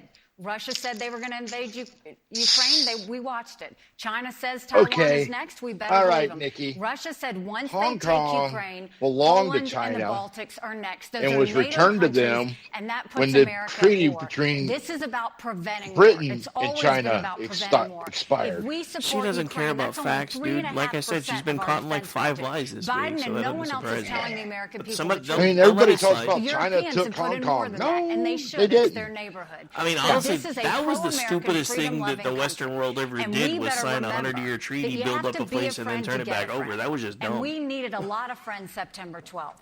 We've got to make sure that we're having the backs of the right friends. Well, because I think what was if dumb was Russia is all the wins, belief China that wins. everybody There's a had was reason the China wasn't going Taiwanese to change Hong Kong. want us to help the Ukrainians, and that's because they know if Ukraine wins, China won't invade. Oh, dude, Taiwan. I've been saying This that is since about junior high preventing school war. when I learned that in history class, and I was like, so wait, eventually we're going to have to give this place back?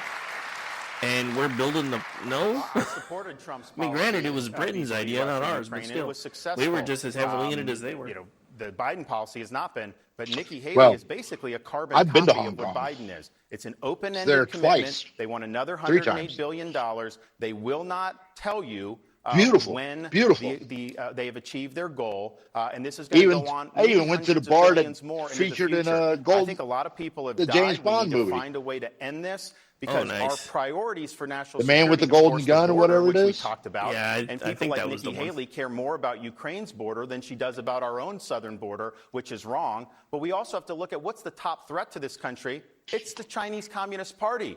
We are not doing what we need to do to have adequate hard power in the Indo-Pacific. And here's the thing. We don't have enough resources being $35 trillion in debt to continue doing hundreds of billions of dollars. We got to focus on our issues here at home, and we've got to deal with the top threat that we face, which is China. And then I wonder why you raised the debt when you were in Congress, because we're all paying for that. What I will tell you is this is the lie they're telling the American people over and over again. It is so wrong to say this. They're saying you have to choose between Ukraine or Israel and securing the border. Supporting Ukraine is 3.5% of our budget. I don't want cash going. It's equipment and it's ammunition. If we support Ukraine and Israel, that's only 5% of our defense budget. So you're going to borrow that? if we support Ukraine, Israel, and secure the border, that's less than 20% of Biden's green subsidies. You do not have to choose when it comes to national security. This is about keeping Americans safe. This is about preventing war. This is about keeping our military men and women from having Biden to is fight a using war. Ukraine to launder money because Ukraine has all of his secrets and he's being blackmailed. That's never been the case. So here's the problem with what she's saying. She doesn't articulate how this comes to an end, except she was asked after the last debate by, I believe, Megyn Kelly, and she said, you bring it to an end by bringing Ukraine into NATO. But of course, we're a NATO country, so if you bring Ukraine into NATO, that puts the United States at war. Megyn said that to her, and then she basically gave a word salad as to how you go from there. So they have sent cash. She supports this $106 billion that they're trying to get through Congress. Where's some of that money going? They've done tens of billions of dollars to pay salaries for Ukrainian government bureaucrats. They've paid pensions for Ukrainian retirees with your tax dollars. We've got homeless veterans. We have all these problems. This is the UN way of thinking. There's the thing right there. Globalists, and we have unlimited resources to Let's keep all that money here. I think here's the problem. You can take the ambassador out of the United Nations, but And you make can't them take the United Nations out of the ambassador. Take care of our homeless and our veterans before we take care of anybody, including Israel. Because Israel, I'm pretty sure, can take care of themselves. Said it again, Ron, so stop lying. DeSantis Governor DeSantis, she has the floor. So you go, I did not support the aid package. I support equipment and ammunition going to Ukraine. I think it is incredibly important that we're honest and say we have to focus on national security. Don't go and lie to the American people to make them think we can't do this. You turn around and raise the debt limit. You're the one that's talked about, look at what you did to Florida. But think about the fact that he's talking about where's this money going to come from. The best way to tell about a candidate is to see how they've run their campaign. He has blown through $150 million. I don't even know how you do that. Through his campaign, he has nothing to show for it. He spent more money on private planes than he has on commercials trying to get Iowans to vote for him. If you can't manage a campaign, how are you going to manage a country? Which is exactly what Well, listen, I'm proud that in the state of Florida, we're ranked #1 for economy of all 50 states by CNBC, #1 for education. Cost of living. She was ranked number 50 in education when she was governor of California. And of course, she wasn't able to do school choice. She didn't deliver big tax cuts. We're also #1 for net in-migration, #1 for GDP growth amongst large states, #1 for talent development, #1 for new business formations, and on it goes. So the success we've had in Florida, I can cite the statistics. It's important. But just look how people are voting with their feet. They're leaving California. They're leaving Illinois, New York, all these states, and they're coming to Florida in record numbers because we're doing it right. And not only have I cut taxes big time, where she didn't in governor of South Carolina, we've paid down 25% of our state's debt. That's how you manage the third largest state in this country. Just imagine if we could do that for the United States of America. So thank you. Let's stay on foreign policy. I want to turn to the Israel-Hamas war. You both have said that you unequivocally support Israel. You both have called for the complete elimination of Hamas. Governor DeSantis, there are real disagreements within Israel about how to handle what happens in Gaza after the war against Hamas is over. Some Israeli cabinet officials are pushing for the mass removal of Palestinians from Gaza. Governor Hailey told CNN last week she does not support that. Do you? So we got to support Israel. In word and in deed, in public and in private. And they need to be able to finish the job. Joe Biden is kneecapping them. He'll say one thing, then he goes, and his base doesn't like Israel, so he's got to do all these other things. This is a time to recognize that they suffered the most deaths of Jews, murder of Jews, since the Holocaust. Hamas wants a second Holocaust. They want to annihilate the state of Israel. So I think to be a good ally, you back them in the decisions that they're making with respect to Gaza. Look, there's a lot of pluses and minuses with how you're doing this. But for us to be sitting in Washington, second-guessing them, I don't think that's the right way. We also have a disagreement, Governor Hailey and I. When she was at the UN, she supported the idea of a two-state solution between Israel and the Palestinian Arabs. The problem with that is the Palestinian Arabs don't recognize Israel's right to exist as a Jewish state. So doing a two-state solution doesn't create something that's going to lead to a lasting peace. It creates a stepping stone for Israel's destruction. So under no circumstances, as president, am I going to pressure her defense, Israel to risk their that was security the United to do a States so-called two-state policy. solution. She had She to was support wrong when she embraced that, and we're right to say we trust Israel to make these decisions. They're a good ally of ours. We should trust their judgment. As the UN ambassador, Governor DeSantis, 15 seconds. But at the same time, it's not like we can't say Israel didn't try to support the two-state solution because they straight up got completely out of there in 2005. There's a lot of issues with that. But they were the only ones honoring the peace. A second Holocaust. They need to do that. I think some of these Palestinians... You can't say that she supports the two-state as the some. ambassador. Well, okay, she was the ambassador. That was the U.S. policy. Thank you, Governor Hailey. Oh, no, I agree. First of all, we need to understand the reason we need to support Israel is Israel's a bright spot in a tough neighborhood. They are the tip of the spear when it comes to defeating terrorism. It has never been that Israel needs America. It has always been that America needs Israel. Look when I was at the United Nations, I fought every day for Israel. And if you would have listened Yes, to what I I said at the United Nations, a two-state solution wasn't something that was I gotta possible wonder, because did Israel she would get those always from her come to the husband, table and the or did Ron hand Palestinians those to her wouldn't. as he came But in? right now, we have to make sure that Israel has the support that it needs. There should be three things. Give Israel whatever it wants to get the job done. 2, eliminate Hamas once and for all. And 3, do whatever it takes to bring the hostages home. But it's really rich that Ron is going to act like he suddenly cares for Israel when he brought the person to Iowa that's the most anti-Israel Republican in the state, the person that went and voted against Israel's right to exist in Congress, the person that voted with the squad against anti-Semitism on college campuses. Thank you, Governor. And you brought that person to Iowa to go and campaign with you. If that's your friend, I'd hate to see you with the rest of your friends.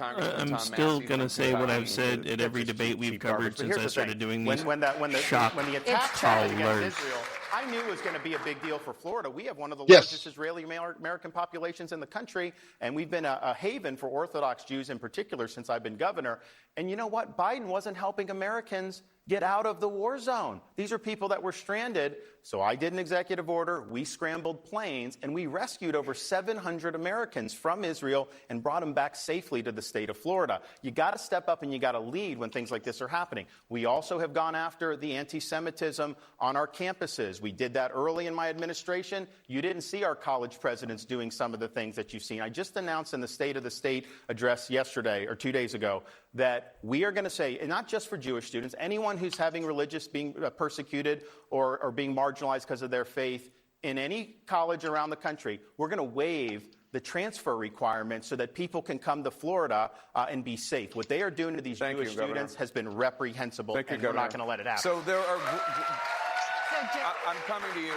There are growing fears of this war escalating into a broader regional conflict. And Governor Hailey, just yesterday, the U.S. Navy shot down 21 missiles and drones fired by Iranian-backed militants in the Red Sea. Iranian-backed militants are now also attacking U.S. and Western interests in Syria and Iraq. Your fellow South Carolinian Republican Senator Lindsey Graham is calling for the U.S. to conduct retaliatory strikes inside Iran. Would you order strikes inside Iran? Well, first of all, notice Ron didn't say anything about the fact that he did bring that most anti-Israel Republican into this state to campaign. He also hasn't told you that the only Republican Jewish state legislator left his campaign because he wasn't dealing with the neo-Nazi marches and wasn't dealing with anti-Semitism properly. When it comes to Iran, what we have to understand, there would be no Hamas without Iran. There would not be Houthis without Iran. There wouldn't be Hezbollah without Iran. And when you look at the strikes that are happening in Iraq and Syria, that is because of Iran. They're pulling the puppet strings. What we need to do is the idea that we've had over 130 strikes on our men and women in Iraq and Syria is unconscionable. We're supposed to have their backs. And Biden has been slow. He's been hiding in a corner, and he hasn't dealt with it. We need to go and take out every bit of the production that they have that's allowing them to do those strikes. It's hugely important that we do that. And you can't do that if you have a Secretary of Defense that is in ICU and the president doesn't even know about it. What bothers me is how does Biden not talk to his Secretary of Defense every single day, knowing knowing that we have a war in Europe, a war in the Middle East, that we have our American military with strikes going on them. We've got brain injuries. My husband is deployed He's in the right hospital now. incognito. As a military spouse, the idea that the Secretary of Defense would not even be in contact with the president, much less in contact with his staff, is unforgivable. Governor DeSantis. After the attacks against Israel, anyone with half a brain knows Iran is behind this. They fund Hamas. They fund Hezbollah. We did a special session of the legislature down in Florida. We expanded sanctions against Iran. If we were our own country, All right. we'd be the I will largest vote for economy in the world. DeSantis. The root of this is no matter Biden what he came says, into if he office, turns to her and he relaxed and the looks at her and sanctions goes, on Iran. look, They've had massive you amounts got your of pearl money flooding necklace, into their go talk to your country, husband. just like under the Obama administration. They take that money and they use it to fund jihad around the world. That or he I'm the promises only one running for president that served for the in rest of armed this forces. campaign, I every deployed, time he to has Iraq Vivek back in around him, he'll 2007, give him a 2008. wedgie. So I understand what our military goes through. I would never put our troops in harm's way like Biden is doing in the Middle East without defending them with everything damn they it. got. Now I have a If you parody harm idea in my a head. hair on the head of one of our service members, You know, are I gonna really have missed hell the, to pay. Ramblers. He's leaving them out to dry, and I think You know the it's song Peanut Butter disgraceful Jelly for a Time? commander-in-chief to do Thank that. you, Governor. The Yeah. CNN Give Vivek a wedgie time. Give Vivek a wedgie time. right back after this. Give Go to Vivek a wedgie. Give Vivek a wedgie. Stay with us. Okay, I'm done. That's all right. We can always start singing, he's a Fed, he's a Fed, he's a Fed, Fed, CNN Fed. Republican presidential debate is brought to you by ADT. Oh my God, they finally took a break. Fox has Brilliantly taken like said. 5 when they've only taken one. Now, ADT professionally All right, that was not the installs button I meant Google to Nest press, so products. let's hit that one. Are they still on break over here? No. We'll subject them to Trump You for a never couple know with a minutes instead of taking a politician, and break. he's just another politician as far as I'm concerned. But Jeff's muted again, probably his by poll now. numbers have gone down Or in about to a 3, level that he's going to be 2, out of the race 1. very soon. He's going to be out very soon. You know, I watched him last night. He's standing up with his shoes, his fancy shoes. And he's going to be out of the race within, a lot of people say before New Hampshire. I don't know if that were the reason. I hope it wasn't the reason. I hope it's for other reasons. I can see a lot of other reasons why he shouldn't be. But he's doing very, very poorly. It happened to coincide with that because a lot of people say if you talk 5 or 6 weeks, a lot of women don't know if they're pregnant in 5 or 6 weeks. I want to get something where people are happy. This has been tearing No, a God, I picked country the wrong apart time for to turn 50 this back on. years. We do not need Nobody's been able to national do level anything. abortion and again, laws. you That can was the only whole ask point. that question, and you ask it brilliantly, and I Oh. understand exactly where you're coming from. I love where you're coming from. But we still have to win elections. And they've used this. We have some great Republicans, and they're great on the issue, and you would love them on the issue. And a lot of them have just been decimated in the election. Decimated. I mean, absolutely. So They were we're going to come up decimated with 'cause they something that supported people you, motherfucker. want and people like. Yeah. Oh, wait, I I'm would sorry. love Did I you say to- that First out of all, you loud? My have to bad. go with your heart. Okay, you have to go with your heart first. Go with your heart, your mind. Go with it. But you do also have to put in there a little bit. You have to win elections. But if it weren't for me with Roe v. Wade, you wouldn't even be talking about this up. You wouldn't be asking that question because we'd right back. And remember this: they're the radicals. We're not the radicals because they'll kill a baby. Remember, I had the debate with crooked Hillary Clinton, which I don't call her crooked anymore. I use that now for Joe Biden, as you know. I call her beautiful Hillary. She's a beautiful woman. But I'm going to throw in the up. debate with All right. Hillary I don't- Clinton, I know said, if I don't know if I can said, listen to any more of this. she's willing to rip the baby out of the womb in the 9th month. And I never heard this. It happened to me. It just came to me during that debate. I didn't go up there thinking I was going to say that. Not even Bill calls her And she even beautiful. Come on, winced. dude. Nobody wants to see that happening after a certain period of time. Nobody wants to hear you calling They're Hillary the Clinton radicals beautiful. because they're willing to kill the baby Sorry, in Trump. 8 months, 9 months, or even after birth. If you remember the former governor Now of I'm Virginia, where he glad said I can't vote for him in the primary. you I kill the literally just baby about after lost my the dinner. 9th month, or even after you set the baby aside and you have See, a he's- conversation with the mother. Oh, wow. He's This There's just a showing that he's a conversation, can you Democrat. imagine? This But is these gonna- are the this one's radicals. 2 We're not the hours radicals. tonight, We are not apparently. the I just radicals. looked at the time clock down But here we're on living CNN. in a I guess time they're running when this stuff there for has to be a 2 little bit hours of a tonight. concession one way or the other. That's And probably I why think, everybody's bailing on us. They're like, I fuck wanna it, it's get- going to be I wanna long. get We're it not right. going to I go. have to get it right. But without what I did, you would never even be asking that question because there was no chance that was going to happen. So honestly, we could have covered the Trump thing 54 and years. Listen to the last half of the debate. They campaigned on that issue, and nobody pulled it off with me. As soon as they're so off I think you're going to be happy in the end. Thank you very much. All right, let's. He just about made thank you very much for that question. Let's go to Bo. Bo, you're from Madrid, Iowa. Madrid. Is that Biden? I'm so sorry. Biden? I knew I could get through every city, I thought. Well, Madrid. Do you know how you're going to caucus? Trump, 100%. Oh, I like it. That's like Miami here. People that aren't from here call it Miami because it's spelled the same way, and that's how we know they're not from Oklahoma. de-escalate global tensions and keep the United States out of foreign in wars. Georgia? Yeah. Do it through peace through strength. You know, I just saw something where I was the only president for 78 years. No war started with. Now I wiped out ISIS. You know, I did a thing that was. I won't go into names. I won't go into specifics. But we did a thing that nobody thought was possible. Did it very quickly. I withdrew from Syria. I withdrew from Iraq. I withdrew. They want to put people back. This would be so much cooler We're with if he just countries had that don't pulled even out. want us. We're with countries that a lot of you never even heard the names of these countries. You know, there's a great leader, in my opinion, is very strong. Some people say it's terrible to say that, but he is. Viktor Orban, he's the prime minister of Hungary. And they asked him, what would you do? There are wars all over the world right now. He said, what I do is make sure the American people vote. Bye, Trumpy.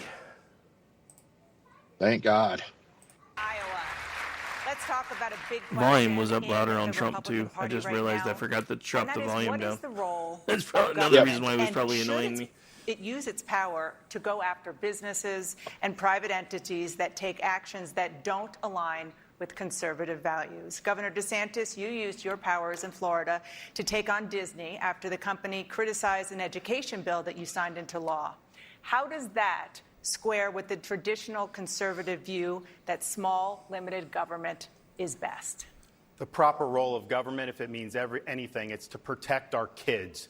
And I've stood for the innocence of our kids. It is wrong. It is wrong to sexualize the curriculum. It's wrong. And look, my wife and I, we've got a first grader, a kindergartner, and a preschooler. This is something that's important to us personally. It's wrong to tell a kindergartner, like Disney wanted to do, that you can change your gender, or tell a third grader that you're born in the wrong body. So I stood up against, the media didn't like it, the left didn't like it, and Disney didn't like it, and they're the 800-pound gorilla in the state of Florida. Most people, most corporate Republicans would have caved. I stood and I fought for the kids. We took on Disney, and we defeated that, and we won that fight, and our kids are better off. Now, Nikki Haley sided with Disney. She invited them to South Carolina, even though they were involved in transing kids. That is not what we need to do. But I think that's similar. She is representative of this corporatist element of the party. For example, she supported $900 million in subsidies to Boeing when she was in South Carolina. And then when she got out of office, she took a seat on their board, and she made millions of dollars. Then she gave speeches, paid speeches to a lot of Wall Street interests. If I was Haley, I'd probably try to strike that being part of the board of Boeing off my resume right about now. I'm just saying. Now they're the ones that are funding her campaign. So we need to stand up for the people and not bow down to woke corporations. And we know Nikki Haley will cave to the woke mob every single time. Governor Haley, a response? Government was intended to secure the rights and freedoms of the people. It was never meant to be all things to all people. And what we don't need is government politicizing anything. The first thing I'll say is, again, DeSantisLies.com, because I have never said anything related to the transgender she says stuff that. he says. I have always that was fought something to that we protect should have kids. put on Drink I've always Bingo. said that boys need to go into boys' about bathrooms, Good girls Lord, I need think to go she's into right. girls' Actually, I didn't bathrooms, even bother that we making up a shouldn't have drink any bingo for gender this one. transitions before the age of Well, I mean, 18, honestly, I forgot just about it like because we all don't I kept have hearing about was the tattoos town before the halls, and I was like, age of yeah, 18, screw it, we'll we just shouldn't cover all have gender those. transformation And or everybody puberty was like, hey, I blockers. thought we were doing the But I will debate. I'm tell like, you I hadn't that it's heard anything really about a debate, interesting and then I that looked it Ron up, and it was on talks about CNN. Disney. And like Because 10 minutes in, I was like, Disney you know has what? been woke Maybe for a we'll long change time. on the break. They were against the immigration You know what's funny situation that Trump is was I doing. just They were went to against the Paris Climate Agreement when I did DeSantisLies.com. it. They were against the pro-life bill in Georgia. And it's blocked Ron by didn't my have any company. problem with that. As a matter of fact, he gave them the largest corporate That's subsidies funny. in Florida history. He had a tech just for exemptions that giggles. he gave didn't give any tech exemptions to anybody but Disney. Yet when they went and criticized him, he got thin-skinned and suddenly started to fight back. We don't need government fighting against our private industries. We are not woke in South Carolina. I will always invite businesses to come to South Carolina. But the one thing you don't do is government doesn't bully our businesses, and that can't happen. And Ron is determined. Anybody that offends him, he goes after them, and he'll use government. She just said she's always fought to protect kids, but when she was governor of South Carolina, they had a bill to protect girls from men going into the bathroom. Oh, no, she killed it, and she's bragged about it for years that happened. She didn't stand up and fight the kids. She caved to the Chamber of Commerce and the corporation. She said she's against the surgeries for minors. That wasn't what she said this summer. She was asked about it. It's on video. And she said the law should stay out of it. I criticized her in the last debate. She took a lot of heat. So then she's flipped and said that there now should be the law involved. She said she supports the federal law. I'm glad she's come to the right thing. But here's the deal. It goes back to that young kid in the town hall that she had, where he said, Nikki Haley, you are the new John Kerry. You're for it before you are against it. Ooh. It's a shame that we just had call to her the ketchup woman. DeSantisLies.com. Honestly, if he would spend as much time trying to prove why he thinks he would be a good president, he would be doing a lot better in the polls. The reason that he spent and blown through $150 million and gone down in the polls is because he spent more time trying to lie I hate to point this out, Nikki, but they've been clapping a lot louder for him than they have for you. I have never said that we should have any gender operations or surgeries. You're lying about Governor Haley has when the floor. It comes to the bathroom bill, I will say, first of all, that shot was collar. 10 years ago. We had a handful of kids that may have had they that can do shot collars. They can put this on pay-per-view. Girls go into girls' bathrooms, boys go into boys' bathrooms, and if there are any other exceptions, they use a private bathroom. I'd pay money to watch that. For women's sports and making sure that biological boys are not Especially women's if they sports, had and it. I'll continue to Do do we that. need to shot collar him now? Yes or no? And everybody can girls. call in Strong or pull women. in. Strong click a little women link become on. strong leaders. Thank None you, of that Governor. happens if we have Thank you, biological Governor. boys. Governor Haley. Al in the chat, Nikki Haley is the Elizabeth Warren of George W. Bush's. In 2017, the year you left office, That South should Carolina schools ranked in see the bottom 10 this is where we miss the mark in both every reading election and math cycle. scores. I really need to get Given the store up and why running should voters concerned because we about could put up K-12 satirical education bumper stickers support and you sell them like rather crazy than other for like Republicans? 2 years. Because I think what we did was we knew that When there as was an early as they issue. We declare knew in shit South now. Carolina if a child couldn't read by third grade, they were 4 times less likely to graduate high school. So what we did is we started holding kids back instead And of the pushing cool thing them is, forward. if it's we a brought quote in that I their pulled parents. from somebody we did that's reading listening, remediation, and I we could set even them send up them for a cut. success. We've got to do that all over. There you go. We sold your bumper 31% sticker. Here's your of share. 8th graders in our country are proficient in reading. 27% of 8th graders are proficient in math. If we don't do something, we're going to be in a world of hurt 10 years from now. That's can't why I do wanna those take as many anymore, Al. federal They turn the programs from feed off. DC as we can and send them down to the state level. Think education. We can move a lot of K through 12 programs down to the state level, reduce the strings that are attached, and that way states can handle it themselves. People in Iowa know best what types of education they need. Secondly, parents should decide what types of education their children get, what mode of education. And we should have complete transparency in the classroom. No parent should ever wonder what's being said or taught to their child in the classroom. That's why we'll have all of the curriculums online for every parent to see. And we need to start putting vocational classes back in our high schools. Let's teach our kids how to do things. We did that in South Carolina. We had apprenticeships. We taught our kids how to build the things we're making. When we start putting education back in the states and away from D.C., that's when we'll start to see that we're going back to the basics. We're doing what parents want, and we're doing what the industries in that state need. Thank you, Governor DeSantis. I'm coming to you right now. Governor DeSantis, you have supported limits on what subjects can be taught and how, including American history, in Florida schools. You have also made it easier to remove books from public school libraries. You say you want to, quote, make America Florida. Do you want to implement those Florida school policies nationwide? I'll get to that in a sec. So Nikki Haley said she wants parents to decide on the education. She campaigned for governor saying she was going to do school choice, to be able to give private scholarships, particularly to low-income families. And she was governor and never did it. She caved to the teachers union. I delivered the biggest school choice expansion in the history of the United States. We beat the teachers union. We've even done paycheck protection so that so that teachers aren't forced to do dues, and now they're choosing other things. So we've done it right in Florida, and the results speak for themselves. We have one of the top performing fourth grade reading and math in the country. And if you just took our charter school population, 365,000 kids, disproportionately low income, racial ethnic minorities, if they were their own state, they'd be in the top 5 in performance. Everyone can succeed, but you got to have a leader who's going to fight the teachers' unions and is going to deliver school choice. Governor Kim Reynolds did that here in Iowa, who's endorsed me. Nikki Haley did not. She failed. And if she can't do it in the reddest state in the country of South Carolina, how are you going to be able to succeed in Washington, D.C.? Now, in terms of what we've done, we believe in empowering parents. And there's certain standards about what's age and developmentally appropriate. It's wrong to have pornographic materials in 4th or 5th grade. And you know what's happened? They'll go to school board meetings all around the country. They'll start reading it, and they say, oh, no, it's too graphic. You can't read it here. You can't put it on the 6 o'clock news. Well, if it's not appropriate in a school board meeting and you can't put it on the 6 o'clock news, why are you jamming it down the throats of a 4th grader? So, Governor. Ding, ding, ding, ding, ding, ding, ding. Yeah, that's... Do you want to implement nothing Florida's new there. education policies nationwide? It depends on the policy. School choice, universal, yes.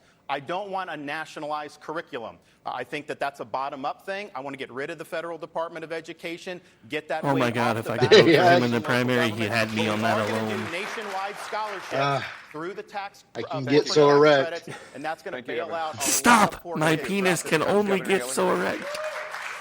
You know, I have fought for school choice in my entire career because I think parents know their children best, and I think we should always do that. That's why we passed charter school legislation in our state. That's why we empowered homeschoolers in our state. That's why we changed the funding formula so we lifted up challenged areas without bringing down the wealthy areas.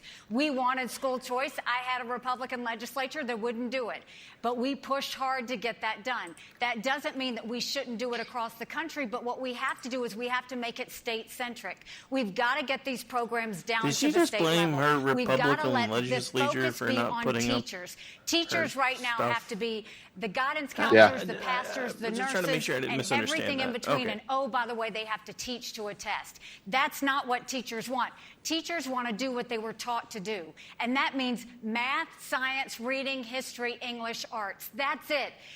Schools can't be all things to all save kids. like the teachers that I know that are in my family. Most of what I hear from teachers is, "I'm there for a paycheck." Back to the basics in education, so we get our kids ready. That is the problem, though. That word salad is the problem. Governor She DeSantis. says she's always supported school choice, and she failed to deliver. She blames other people. Leadership is about getting things done. Stop making excuses. Make it happen. See, I'm telling you, they cheer a lot louder for him than they are her. About getting things done. How did you blow through $150 million in your campaign and you were down in the polls? So here's you I are think not this a manager. Is very No, instructive. now I'm going to say. I think it's very instructive about how Nikki Haley sees the world. I think I have the floor. Political advertisements as like that's as important as the kids and their education. What is more important here? She's saying somehow that that's not as important. It's Governor Haley's time. Go ahead. I think I hit a nerve. What I will tell you is, look, if you can't manage a campaign, does she have her high heels with her weapons? People in and out of his campaign. You've heard of campaign people going to blows with each other because they can't all agree. $150 million, and he spent more on private planes than commercials. I flew commercial. I stayed in residence inns. We went and saved our money. We made sure we spent it right because you have to understand it's not your money, it's other people's money, and you have to know how to handle it. If he can't handle the financial parts of a campaign, how's he going to handle the economy when it comes to the White House? And he goes and he has been demeaning me over and over again, telling lies, DeSantisLies.com, because he thinks it makes him look bigger. But in the one basic thing, you can't be the president in one state. You're invisible in New Hampshire. You're invisible in South Carolina. You're in 5th place. You've got $150 million, and you've gone down in the polls in Iowa. Why should we think you can manage or do anything in this country? Thank you. Governor DeSantis. This is a great window into leadership because she's focused on a lot of political process stuff, things that no voter cares about, and she couldn't tell you why she failed to deliver school choice to people in her state after she promised it. So she says somehow that is the indicative of, no, leadership is about producing results. We've produced the results in Florida. We did universal school choice. We've cut taxes. We banned sanctuary cities. On and on down the line, everything I promised I delivered. She doesn't have a rationale for why she couldn't get it done. That is poor leadership. You look at me, everything I promised I would do, I've delivered, and you can expect nothing less when I'm the president of the United States. We're gonna move on now. I need to respond to that. Go ahead. So you want to talk about leadership, and he wants to go and demean and put down. Let me tell you what leadership is. Leadership is the fact that I went into South Carolina that had 11% unemployment rate. Leadership is the fact that we turned it into an economic powerhouse, building planes, building cars, building tires. We were named the Beast of the Southeast. We moved the 11% unemployment down to 4%. We announced jobs in every county in the state. We moved 35,000 people on welfare to work. We changed our prison system to where we now have the lowest recidivism rate in the country. We passed voter ID. We passed tort reform. We did pension reform. We paid down our debt. We cut taxes. We made sure that people were proud again. We did E-Verify in the first 6 months, not 5 years like Ron. So don't go and pick on school choice and say that that's leadership. Okay. When I got to the UN, we cut $1 billion off the top, and we took the kick me sign off of our backs, and America was respected again at the UN. I know what leadership is. We're moving on to a topic, governors, that both of you have made central to your campaigns, and that is China. Governor Hailey, American farmers were hurt by former President Trump's trade war with China. As a result, his administration paid out $28 billion in subsidies to farmers. You have vowed to be even tougher than Donald Trump on China. If your trade policies also end up hurting America's farmers, are you prepared to cut a check just like he did? Well, that's why Trump should be here on this debate stage. He should have to defend it. So first of all, I've said China is our #1 national security threat. I fought them every single day at the United Nations. I know what they're capable of. The first thing we have to do is we have to make sure we stop selling them any land and we take back the land they already purchased. We need to go to our universities and we say, you either take Chinese money or you take American money, but the days of taking both are over. We need to stop all of the technologies that are going to China. Biden approved 70% of them. Trump approved even more than that. We have to tell them we're going to end all normal trade relations with them until they stop murdering Americans with fentanyl. And we need to make sure we build up our military. But the biggest thing, I was very attached to China in terms of trade. And the one thing we'll do is we won't wait for the China to pull the rug out from under Iowans. What we'll do is instead we will move that trade to where we have friends. We will go and build partnerships. India, Japan, South Korea, Philippines, Australia, Israel. We will go and move that trade over. Right now, you can ask our farmers. When they go and they buy from China, China orders, cancels the order, then goes and tries to buy it cheap. That's what China does. Our farmers deserve better than that. We will get them trade deals. When I was governor in South Carolina, we sold and we exported everything we were making in South Carolina. When I'm president, we will sell and export everything that's being made in Iowa to those that are our friends, not our enemies. Thank you. Governor DeSantis, your response? The way you deal with China is threefold. One, we need more hard power in the Indo-Pacific. I'm a Navy guy. We need more sea power. We're going to build that up. And we're going to have a strategy to deny their ability to invade Taiwan or to get beyond the first island chain. On the current course, they're going to take advantage of Biden, and we're going to rue the day when that happens. Second, we got to decouple our economy, particularly things that are nationally significant to our national survival. And you got to be methodical, strategic about it. There's a lot of moving parts there, but we're going to do that. Nikki Haley's not going to be able to do that because a lot of her supporters make a lot of money in China. And so she's going to talk tough, but she'll cave on that. And then also with here in the United States, she's saying they shouldn't be buying land and be in the universities. When she was governor of South Carolina, the state gave China land, and they were in the universities. As governor in Florida, I banned China from buying land, and we kicked them out of our universities. Okay, that was how long ago there, Ron? China is asshole. DeSantislies.com. He has an economic development arm. You had an office in Hong Kong. On the website, it said that Florida is a great place to do for Chinese companies to do business. And then when we called you out on it, you had the website scrubbed. So we know that that's the case. What I will tell you is we need to focus on what we're going to do to become less dependent on China. And we need to make sure that we look at it through a national security lens. When we had COVID, everybody told you to wear a mask. It was made in China. They told you to take a COVID test. You turned it over. It was made in China. If you go down the drugstore aisle, all those medicines are made in China. We need to make sure we're getting medicines made here, or we need to get it from our friends so that we're not in any way threatened. But I'll tell you, Ron continues to sit there and talk about China.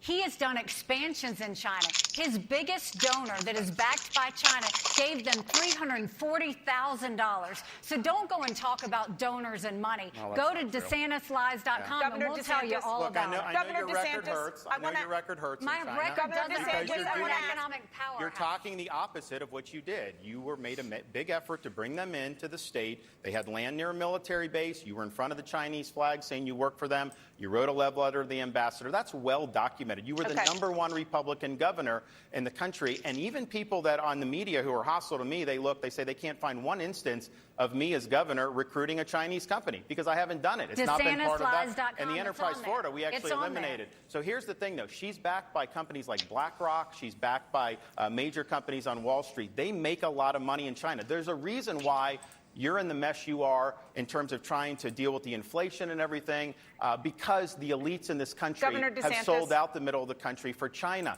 She is part of that now, and she's not going to stand up for you. Governor DeSantis, I want to ask about something that you mentioned you've been talking a lot about on the campaign trail, which is decoupling the U.S. Why do I feel like they're China is a top supplier more of goods to the Nikki United than States. The DeSantis U.S. on sells this debate? more than $150 billion of goods to China every year. Is it really possible to sever economic it's ties CNN, without so inflicting major pain surprised on they American haven't changed business themselves and to the American establishment consumers? news Sure network it is, and it's yet, something that you got to be strategic, you got to be methodical about. You got to focus on the things that are of national significance. For example, I don't think it's CNN, a good we idea are that the the swamp. pharmaceuticals come from there, things for our military weaponry, all these important things that if we got into a worldwide conflict, we're going to ask China, who may be on the other side of that, to continue doing that. So you got to be smart about it. You got to recognize that you're going to have to do some incentives here in this country. For the folks that tax keep incentives, muting regulatory every time we incentives. switch back to But I Trump, wanna that make window's things closed. You here don't have to worry again. about it anymore. You know, I look around the country. There's parts of Iowa They've already moved on to hollowed out, Gutfeld over particularly on in the Fox. eastern part. And I've talked to folks and seen what that did for the community. We were sold a bill of goods by a lot of elites in this country that somehow putting China in the WTO and granting a most favored nation status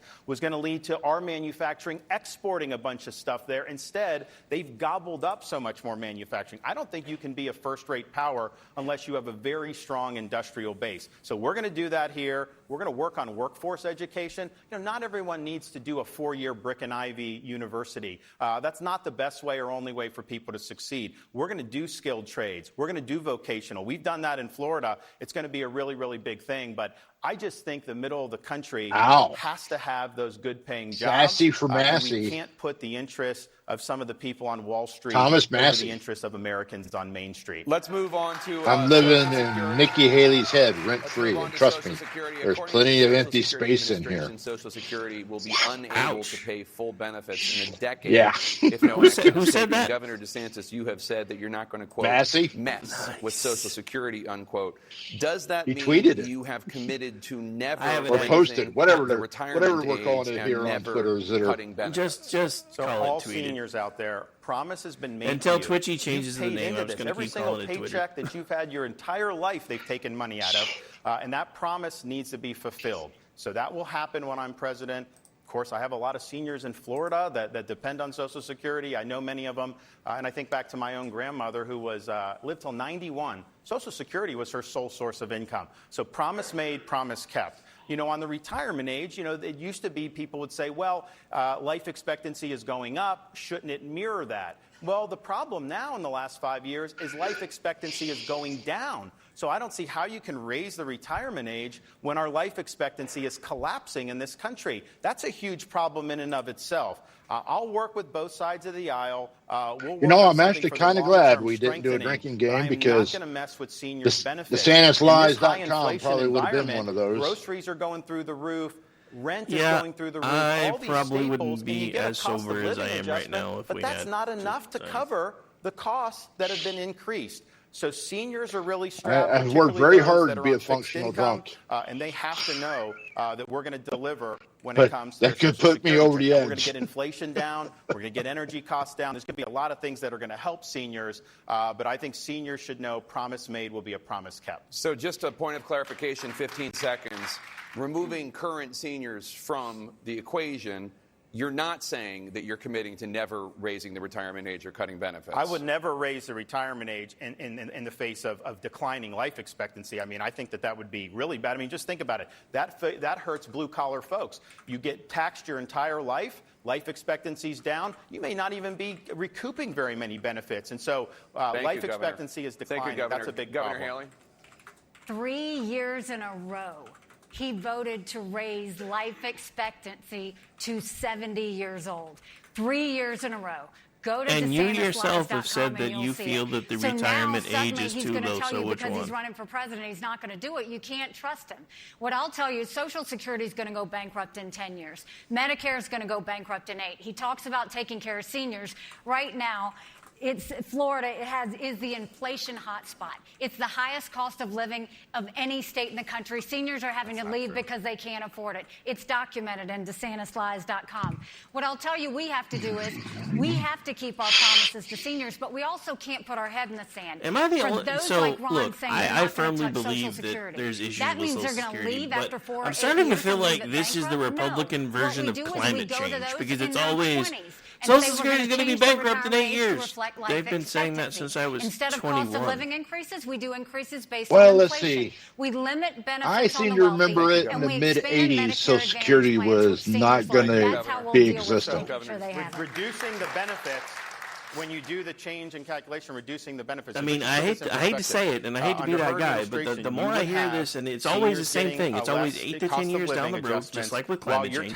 And it's always, this is going to be bankrupt in this amount of time. This is going to be bankrupt in this amount of time. And they've been saying that since the 80s. All that money going over there. So let's Yes, put our own they have. people first. I'm starting to feel like that both sides have been running a She grift. said recently that the age No, of Social they are. Security is way too low. My biggest And thing I with Social criticized Security that, is and then she was called on Congress it, needs and to then she put said she back never the said it, money of they course, you're took lying. out And then sure enough, you put in on the the 80s interview and the where 90s. she's there, spit an image, and she says it's This way whole too low. So balanced we can play budget this that song Clinton and dance. had She has a and record. was such She a makes great statements, thing and I think part was of the all problem based with on her Social candidacy Security is now that money she's getting that they scrutiny, used. she's got this problem with ballistic podiatry, shooting herself in the foot every other day, saying things that now she doesn't even take questions from people. Thank you, Governor DeSantis. Governor Hailey, you want to raise the retirement age for younger Americans, but you have not said what that age should be.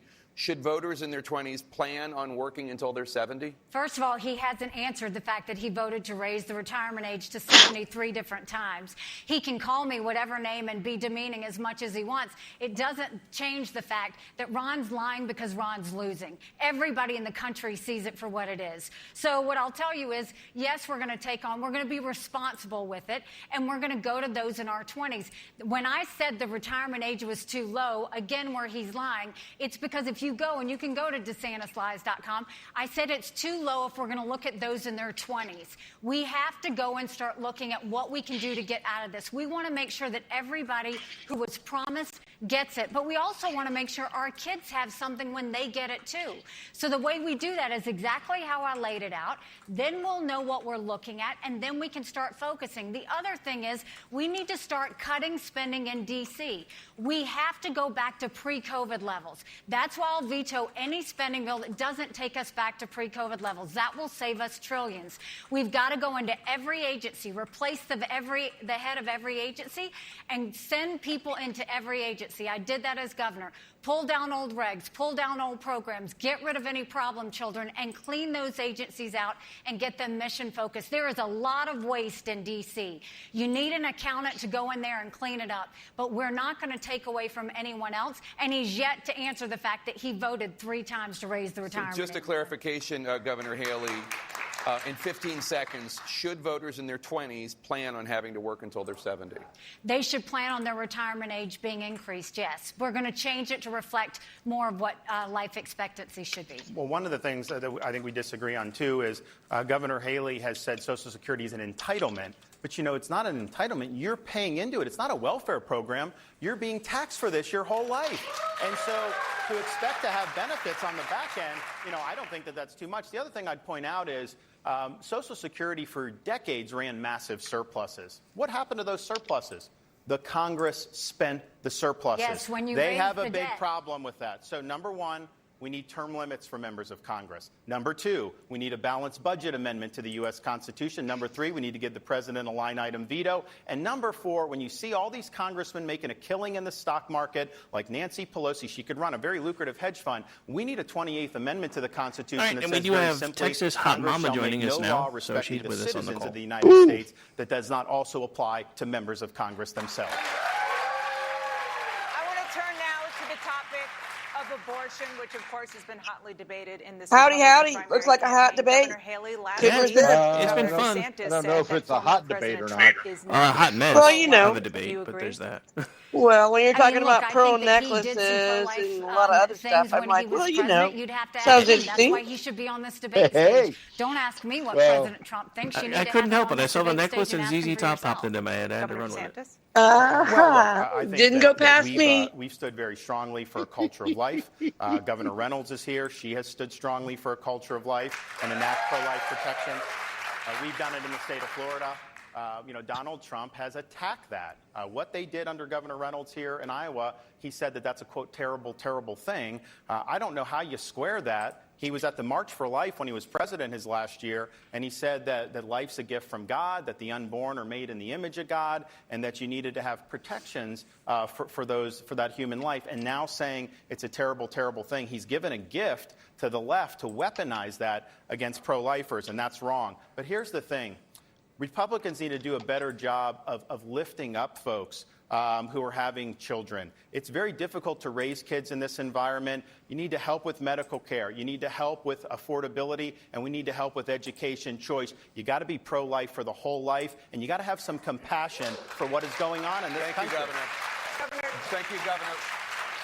Oh, I'm sorry. Go ahead. Governor, yesterday in Iowa, you criticized Governor Hailey on this issue of abortion. You said she's, quote, indulged in left-wing tropes and chastised pro-lifers. Do you believe Governor Hailey is sufficiently pro-life? I think she's been confused on the issue. I think she's trying to speak to different groups with different things. But when she says things like pro-lifers need to stop talking about throwing women in jail, that's a trope. No one I've ever met thinks that that's something that's appropriate. These women are in vulnerable situations. They don't get any help a lot of times. I think from we should these throw women in fathers who, jail. don't want to be there supportive. Men A lot of can't times control they don't have themselves. resources themselves. So it's a very difficult situation. They're out there just And we've wandering gotta have around, and all of a compassion sudden for their it's just wild situation. But I penises think all when over she the starts place. bringing that in, that's using the language of the left to try to attack pro-lifers. So I think that is wrong. But at the end of the day, I do agree with her on this. Donald Trump should be on this stage. He owes it to you here in Iowa to explain this change he's had in his positioning, to explain why he has a tough time saying whether a man can become a woman or not, to explain why he wants to build a $1 billion-plus big, beautiful new FBI building right in the heart of the swamp in Washington, D.C. He needs to explain why he didn't build the wall and why he added $7.8 trillion to the debt. Every candidate needs to earn your vote. Nobody's entitled to your vote. And he comes in here every now and then, he does his spiel, and then he leaves. I've shown up to all 99 counties because it's important. You're a servant of the people. You are not a ruler over the people. And that's the type of president that I will be for you. Governor Hailey, your response? I didn't hear the criticism from Ron about me for being pro-life, but I'm not surprised. It's something that he does all day, every day. I am unapologetically pro-life, not because the Republican Party tells me to be, but because my husband is adopted. Say it. And I've got Say my it. 2 sweet Say children it. sitting in front of me, and I had trouble having both of them. These fellas don't know how to talk about abortion. I have said over and over again, the Democrats put fear in women on abortion, and Republicans have used judgment. This is too personal of an issue to put fear or judgment. Our goal should be, how do we save as many babies as possible and support as many moms as possible? That's what we're going to focus on doing. We're not going to demonize this issue anymore. We're not going to play politics with this issue anymore. We're going to treat it like the respectful issue that it is. And the tropes that you want to talk about, you keep saying, where is anybody talking about putting a woman in jail or giving her the death penalty? South Carolina. There is legislation right now that would put a woman in jail if she got an abortion. Thank you, Governor. That's why I say that. Thank you, Governor. So I do want to remind the viewers at home, both governors have mentioned that they believe that Donald Trump should be here defending his own record. I just want to remind everybody that he did qualify for this debate, and he did not accept our invitation. Both of you talk about how important it is to protect the U.S. Constitution. 2 years after losing the 2020 election, Donald Trump wrote on social media about his baseless election lies, quote, "A massive fraud of this type and magnitude allows for the termination of all rules, regulations, and articles, even those found in the Constitution," unquote. On that subject, former Vice President Mike Pence has said that on January 6, 2021, Donald Trump put himself over the Constitution. Governor Hailey, is there any meaningful difference in how you and Donald Trump view the Constitution? I mean, look, you take an oath to the Constitution, and I think what you're seeing is Donald Trump basically said that the election was stolen. He went on and on talking about the election being stolen. He said that January 6th was a beautiful day. I think January 6th was a terrible day, and we should never want to see that happen again. And I think we have to always be strong on the fact that, look, we want fair elections, and we saw some discrepancies in those elections in 2020 that should be concerning. That's why I passed voter ID That's what you're calling that? Please visit 538.com since you've been referencing your website all night. That's why I think ballots need to be counted on election day. Because he's not conservative, and even he's saying, what the fuck. But that election, pardon my language, Trump but I've had enough of lost this woman. Biden won that election. And Well, the idea that he's gone and carried this out forever to the point that he's going to That was continue for to Texas say Hot these things Mama. to Everybody scare else the is used American to my people are language. wrong. We've seen a I don't lot know of if she states is come yet. together and do more election. Thank you very much. I appreciate we need that. to do more than that. We still have 3 or 4 states that I'm worried about that don't have that. Could be But at the worse. end of the day, I will always defend and fight. There's the a reason I run for a the disclaimer and do Constitution. most of my That's stuff what online. we should do I'm as just saying. Americans. I think what can happened clean on it up when I'm January 6th asked to was a go terrible local, day, and I think which does President happen Trump will from have time to to time. answer for it. So just a clarification, Governor. Is there any meaningful difference in how you and Donald Trump view the Constitution? Well, I mean, I think that he says January 6th was a beautiful day. I don't think it was a beautiful day. I think you look at that. He thinks that he could go and bring in the fact that he wanted to change what the states did, the fact that he wanted to overturn the elections in D.C.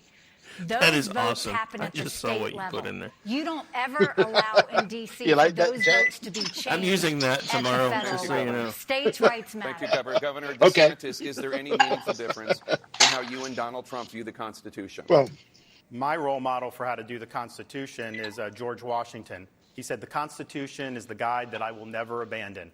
And I remember when I took an oath to be an officer in the U.S. Navy, you raise that hand, you put that left hand on the Bible. And it's interesting, the oath doesn't say that you're going to defend the shores of the United States or engage in military conflict. The oath simply says that you will support and defend the Constitution of the United States. As President of the United States, you will preserve, protect, and defend the Constitution of the United States. You can't just terminate the Constitution. I mean, I know he does, word vomit from time to time on social media, but obviously I will uphold the Constitution. And I think it's fine to criticize Donald Trump, and I know the media brings this up a lot. But you know who else deserves to be criticized? The people that violated the Constitution during COVID to lock people out of schools, to destroy businesses, to force masks on people, to try to force vaccines. I'm going to bring a reckoning to all these agencies, the CDC, the NIH, the FDA. They harm people in this country. And when Dr. Fauci said there was no Governor. learning loss for kids, that's a disgrace. Thank you, Governor. There's a reckoning coming. But let's talk about how you view January 6th was a riot. It was not an insurrection. It was a riot. For a hearing Were those people wrong? Immunity. Yes. And Governor DeSantis, I'm wondering if you Ain't agree nobody with the argument charged that with Donald Trump's insurrection. lawyer made in court that a president should have immunity for any conduct in office, including, as the judge asked, ordering the assassination of a political rival, unless the president gets impeached and convicted by the Senate for the offense first.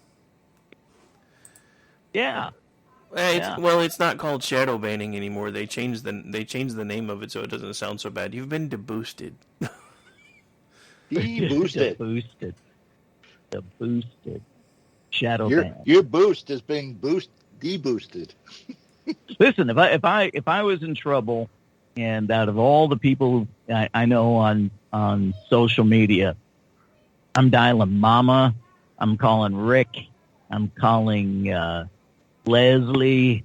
I mean, there's a few people I'm calling, but I'm telling you, and the circles are close and tight. I'm sorry, this is required. Giggity, let's have sex. Start talking about close and tight circles. I don't have a choice. It's contractually required. Yeah, well, hey, look, it's a family-friendly show. I've got ears, so we're gonna keep it clean and nice. Hey, I cannot work under these constraints, sir. Just kidding.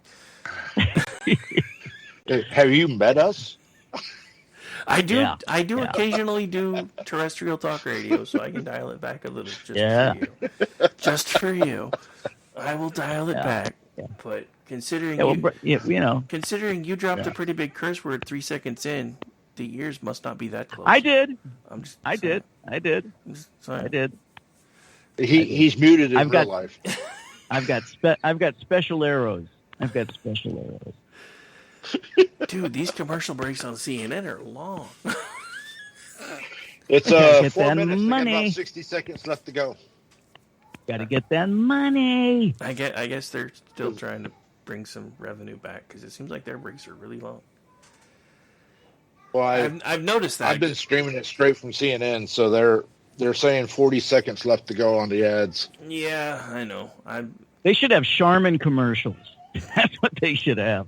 Charmin commercials. I don't know. I'm surprised. Kind of clean this stuff up. I think they ought to be. I don't know. I'm putting CNN saying, Plus on. I'm saying Taco Bell should be like a major sponsor of most of these things because you want to clean some stuff out. That's how you do it. You know, I've never had that problem. Whatever. All right, they're back. So hold on. Is Swami there? I don't hear him yet. No, Vivek's not in this one. He didn't get enough numbers. Yeah, no, he didn't make it, and Christie's dropped out, so it's just Nikki and Ron. Oh, you might do as president. Governor Hailey, as governor of South Carolina, you chose not to expand now, Medicaid. Fox did do a short-form town hall with states, Vivek earlier today. I didn't know about that. I was already off air on the afternoon show when I saw it pop up. I'm like, yep, not going live again. As president, would you allow those states to keep their expansions in place? Well, the first thing is we have to look at the fact that how can we be the best country in the world with the most expensive health care in the world? And so the way we're going to deal with it is we're going to open it all up. From the hospitals to the insurance companies to the doctor's offices to the pharmaceuticals to the PBMs, make them have to show us everything. Because right now, I can tell you, we take care of my parents. They're 87 and 90. My dad is in the hospital right now. When my mom was in the hospital, a nurse came up to her to give her a couple of Tylenol. And she said, I don't need them. And she said, honey, you might as well take them because you're going to pay for them anyway. When we got the bill from the hospital, no one talked to us about that. Right now, you have insurance companies and hospitals deciding what it is for us. We're going to take the patient out of the back seat and put them in the driver's seat. We're going to make sure that just like when you get your car fixed and you go and they say we can give you a temporary fix, and it'll cost this much money, or we can give you a permanent fix and it's going to cost that much money. We're going to go and make it transparent so that we can see everything so that they have to show us their warts. The second thing is we're going to pass tort reform around this country. I did that in South Carolina. Doctors don't give you those 10 tests because they want to. It's for the 90% chance they'll get sued. And then we're going to go and eliminate certificate of need in this country. I did that in South Carolina as well. That basically says if you have a hospital here, you can't have another hospital for X number of miles. They do the same thing for surgical centers, for nursing homes. We're going to put competition back in healthcare so that healthcare is fighting for the patient. That way services go up and costs go down. Governor Hailey, just a 15-second point of So we're going to make it like car insurance across states now? Accepted Medicaid expansion? I mean, most scary. problem with honestly Medicaid always Most scary thought that was words in the needs to be English set language. down as block grants. Governors I'm can from the best government and I'm decide here to how help. do that. Whether they need to use it Yep. towards mental health, whether they need to use it towards support services. Right now, I would send all of that down to the states. The problem is they're only sending a small portion of it. They need to send more of that so the Thank you, states Governor can Hailey. better take care of it. Governor DeSantis, your response on whether you would allow Iowa and the other 39 states who accepted Medicaid expansion to keep it. Well, I've spoken with a lot of folks here in Iowa, and we need health care that's accessible, that's affordable, and that's accountable, and particularly an emphasis on mental health. In every corner of this state, everywhere I've traveled in the campaign, people are really concerned about mental health with the kids in schools, people that are coming out of service to our country, with veterans. We're going to put a big emphasis on mental health. I've actually delivered on some of these things in Florida. We got accountability for the pharmacy benefit middlemen that are causing your drug prices to go up. So we have transparency and consumers pay less. And I just beat the federal government to allow the state of Florida to buy prescription drugs from Canada, which is 25 cents on the dollar what our prescription drugs cost. I want seniors to be able to do. And then finally, we need to upend this COVID and medical authoritarian regime that we saw going around this country during COVID. It's wrong to force vaxes like the COVID shot and say people are going to lose their jobs. That is not going to ever happen on my watch, trust me. Governor DeSantis, same I 15-second think what you do is you clarification. block grant the program and then let states run the way they see fit to do. But I can tell you this. Expanding Medicaid leads to less private coverage. It doesn't necessarily increase access to quality care. I want to actually people get good health care. It's not just about a sheet of paper if you don't get any good doctors Thank that you, gives Governor. you entitled for that. Governor DeSantis mentioned mental health. Let's talk about that. There is a mental health crisis in this country. An estimated 58 million Americans suffer from some type of mental illness. Governor Hailey, you say the mental health crisis is a, quote, cancer that no one has dealt with. What do you think is causing the crisis, and what would you do to fix it? Well, I think we saw it exacerbated by language. COVID. I mean, with the school Bad use of lockdowns and language. everything else, we see young people now with more anxiety, stress, and depression than ever before. 1 in 3 people right now suffer from mental health issues. But if treated, they can live a perfectly normal life. The problem is we don't have enough mental health therapists. We don't have enough mental health treatment centers. We don't have enough addiction centers. And if you happen to be lucky enough to get one of those 3, insurance doesn't cover it. We have got to start dealing with this because it's become a huge issue. And that's why we need to have more telehealth so that people can get the mental health care they need right when they need it. We need to have mental health counselors in schools so that they can identify when a child has a problem, that they can get the help that they need. But right now, we've got Everyone to get gets a access to care, and social that's, worker. again, why I wanna Everyone move gets those a federal government programs down to social the state worker. level, because states know they need more mental health support. They're not getting the dollars to Nikki, do it. We Nikki, don't need you can DC say it. bureaucrats handling that. You can say We it. need this on the ground so that we can get the mental health centers, get the therapists, and get the help that people need so that they can be healthy again. Governor DeSantis, you said right here in Is it Iowa mental? this summer Is it a that mental closing health thing when you call yourself a name that you weren't given, Ronald Reagan like was a Nikki? mistake. As president, would you restore federal Well, no, funding to those mental health institutions? given that the name I we need use on more radio people is in not my given name, I institutionalized can settings, neither. unfortunately. I But, you know, can't. Yeah, Governor but Nikki Haley mentioned would have you correctly register your real name with the devastating mental health government. consequences. This is for true. these school That's right. closures, a lot of things that happened during COVID.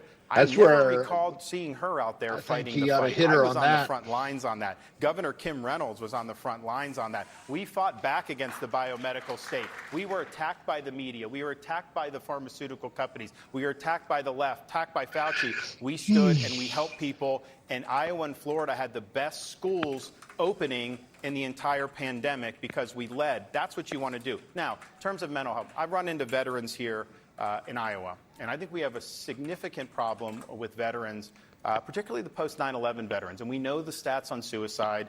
It's really, really sad. And as a fellow veteran, as president, I have to put that issue on the front burner. We can't keep turning a blind eye to what's happening to our vets.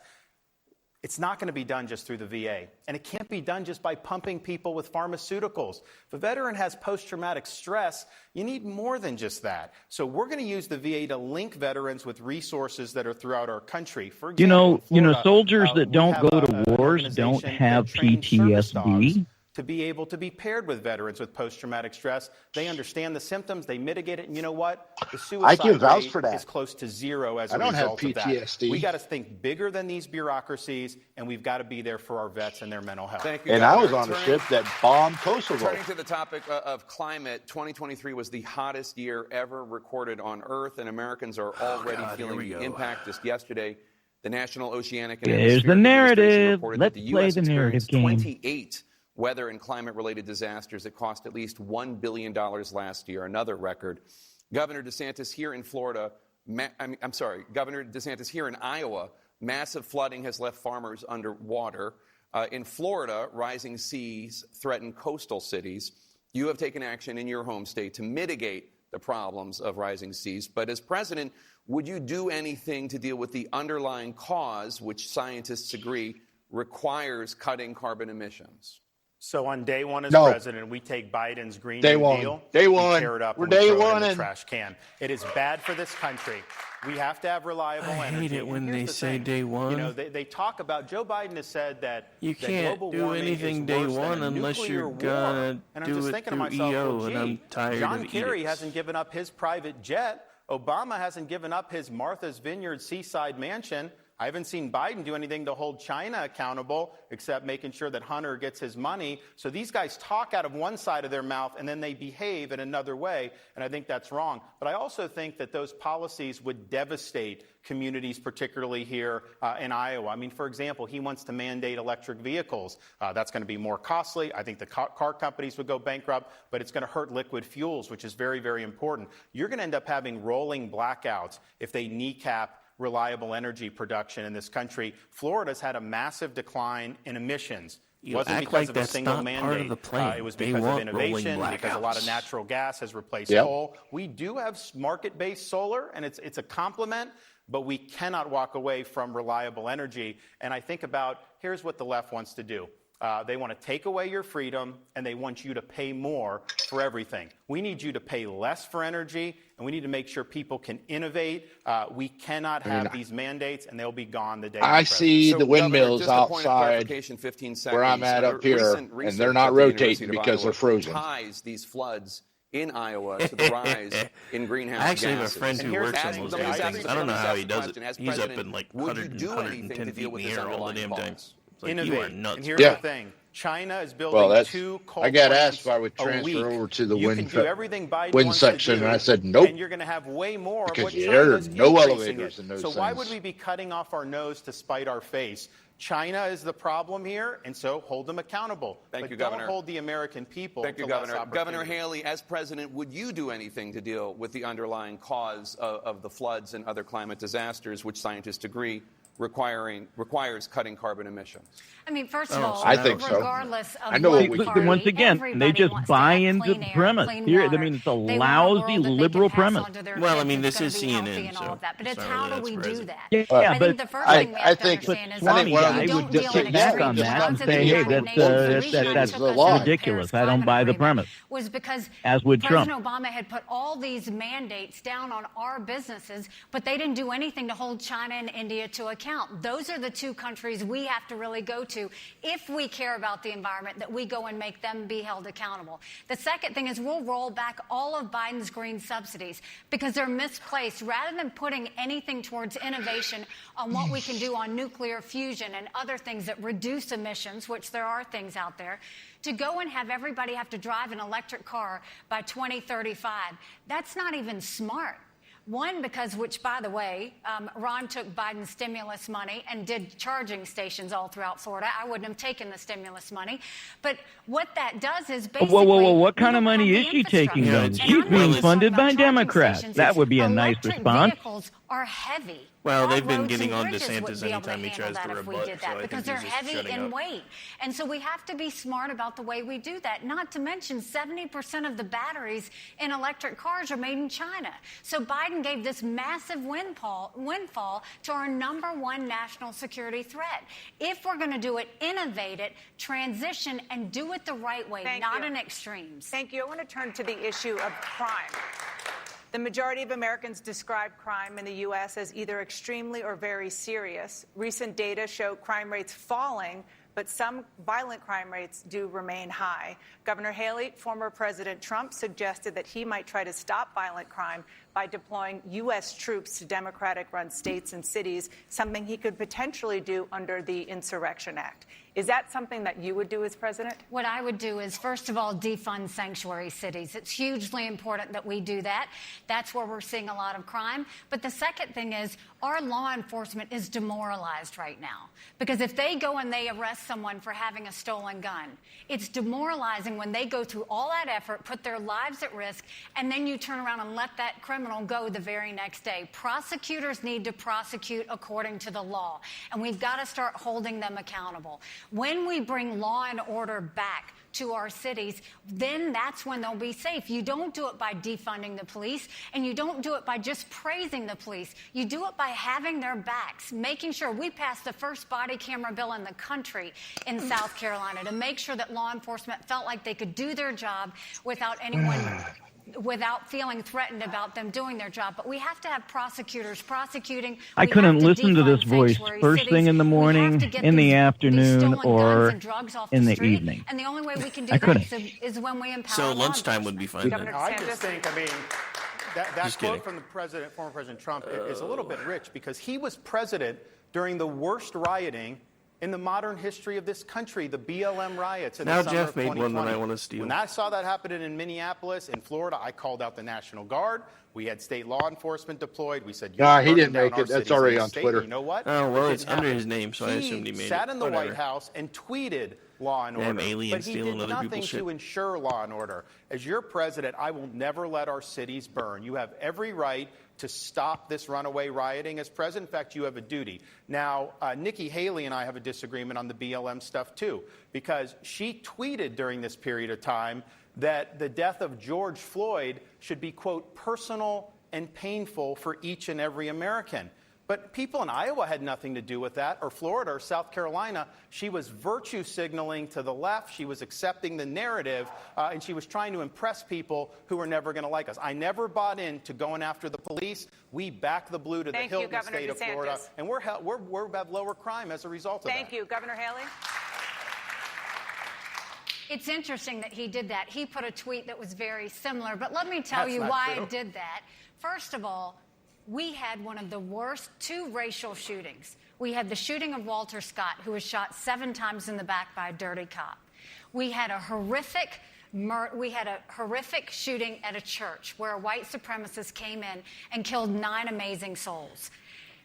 BLM, all of that, we never had to deal with riots. We never had to call in the National Guard, Ron, because when we had both of those shootings, we were able to pull people together. We didn't have riots, we had vigils. We didn't have protests, we had prayer. We brought people together. When I said that about George Floyd, when we turned around and had the worst shooting in a religious place that we had seen in this country, not only did I pass the first body camera bill in the country, This is a non sequitur. It doesn't have anything to do with George to bring Floyd. the Confederate flag down, we came together as a state the problem, prayer, the problem and is we had no what division, happened there no riots, no anything. We didn't in South need the Carolina National is Guard. one, As a leader they didn't knows have how to the bring out the issues best with the in police us. department like they did in St. Louis with George Floyd. You have been sparring on the campaign trail for months. Yeah, but I mean, Some what she answered, she answered a going question that back had and forth, and absolutely tonight we have had a very nothing to lively do with debate George on a Floyd. different She does not note. lie. I agree. Governor DeSantis, let me ask you.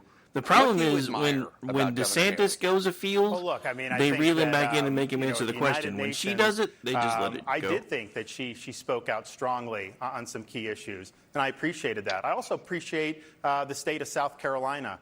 My wife is a College of Charleston graduate. Her parents lived there for many, many years. And so it is a wonderful state.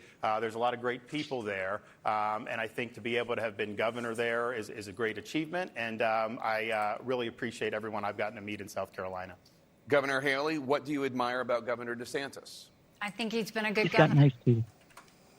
Okay. Come on, say it. Say it.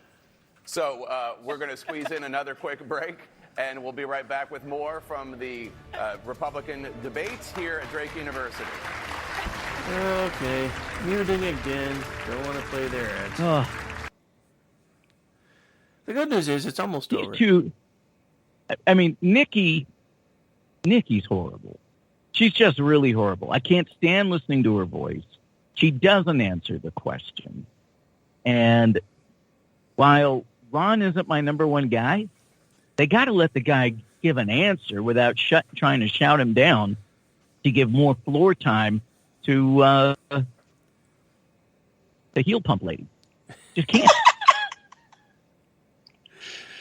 Oh. This is where I want to call him Swami. This is where Swami just comes back in and he just slaps people and says, "Hey, look, that's a dumb question. That's the wrong question. I reject the premise." He did the same thing that Trump does. I mean, playing along with what they give you is absolutely horrible. I mean, you listen to the way that the liberal narrative is baked in. When did you stop beating your wife? I mean, that's all this boils down to. Oh, Al just got a laugh out of Dana Lish.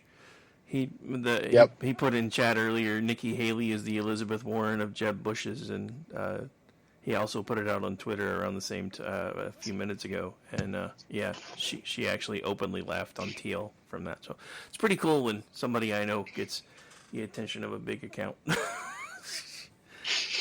She's actually followed me for a while. We don't interact much, but there was somebody who was just going to town on her one day on Twitter, and I finally just had enough and laid into him for like 30 minutes, and she was following me by the next morning. It took me forever to figure it out because I had gotten so many trolls' attention that I had like 1.5 million mentions that day just from defending her. But her husband followed me ever since the first CPAC I went to, but it took her a while.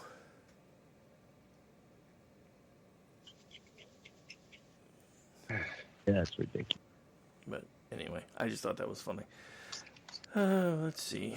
So yeah, the other thing, and I've seen this mentioned more than once, so I just want to put this out of people's heads, because the thing that's going on right now is because there's so many people that say if DeSantis doesn't get the nomination, they're not going to vote for Trump, and there's so many people that say that if Trump doesn't get the nomination, they're not going to vote for DeSantis.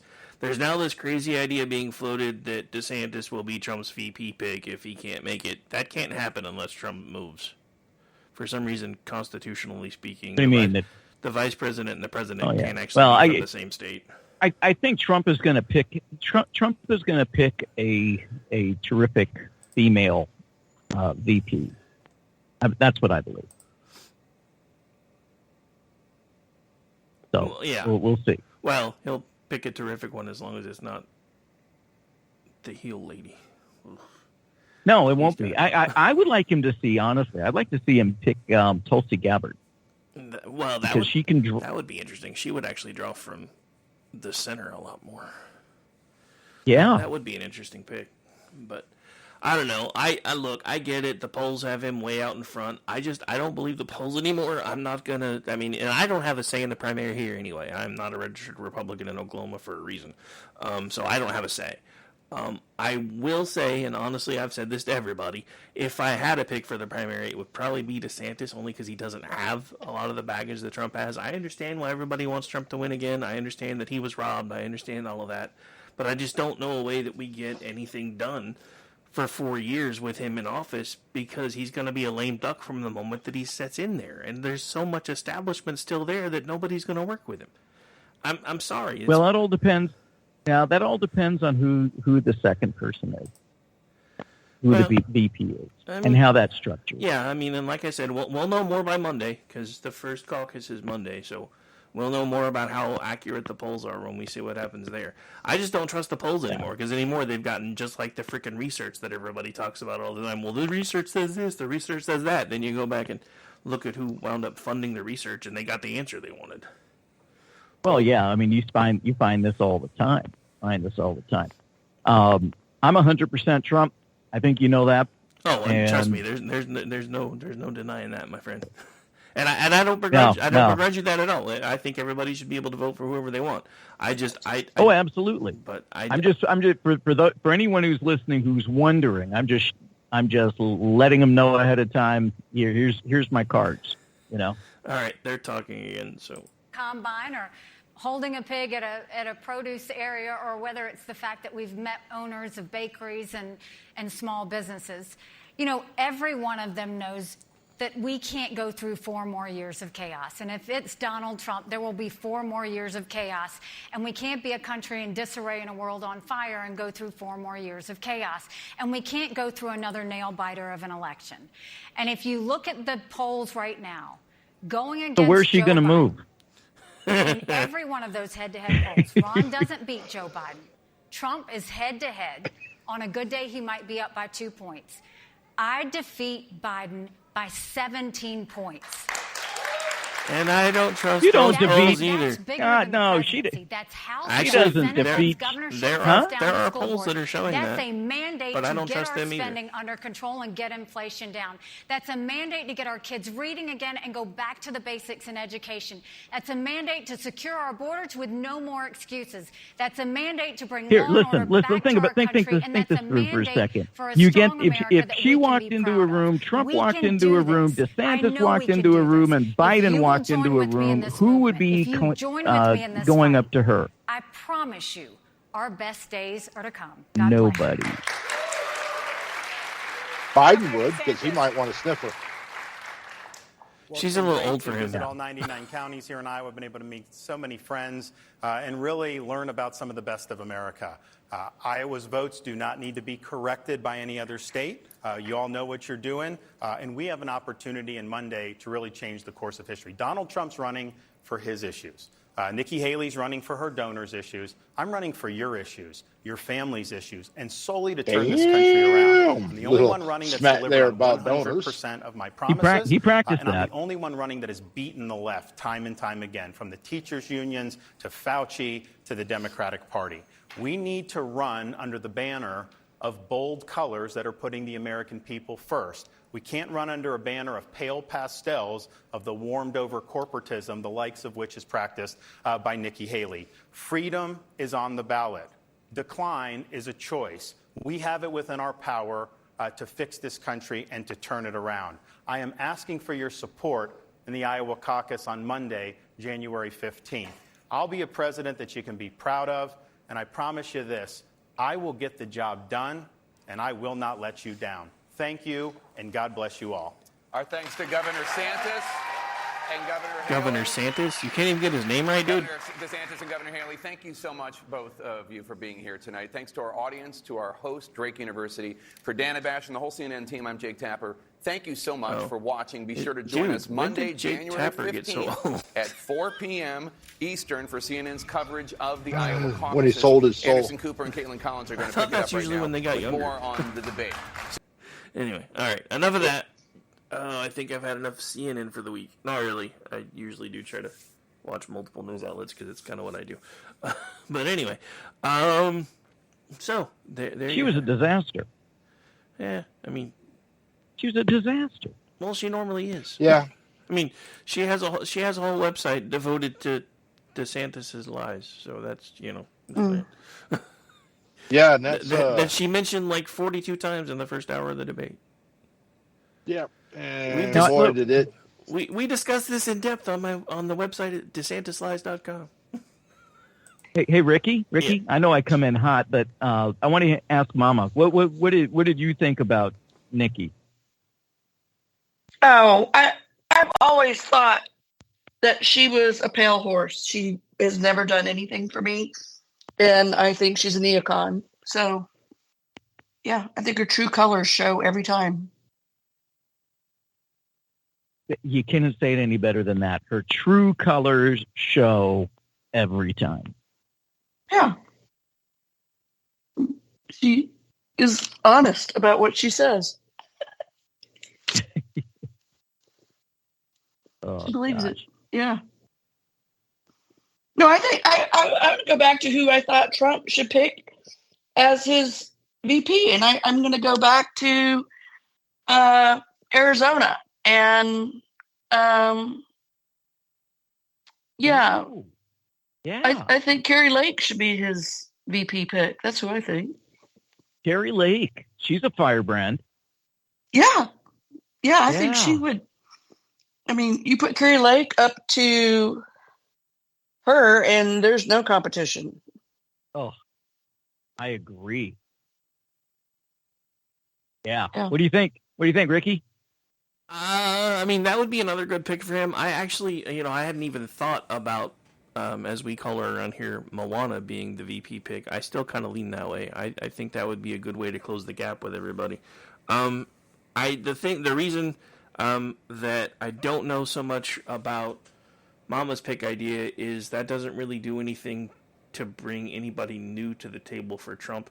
Unfortunately, because of all the crap that Trump went through, that a lot of people have bought the BS on, and I said what I said, he's got some fences to mend, and I don't know how he mends them with people because they bought into all the crap. I mean, and the one thing that I will say that the one thing during his town hall, because we did listen to about half of it till they went to break, and then we changed over here. And then every time I tried to change back, they were on break again anyway, because it seems like Fox took quite a few breaks tonight, and CNN really didn't. CNNs were long, but they weren't very many. So the thing I will say that I liked is when Trump pointed out that most of the chaos that everybody's talking about that happened when he was in office was actually created by Democrats. I think that needs to be talked about a bit more, and should be being talked about a bit more by him.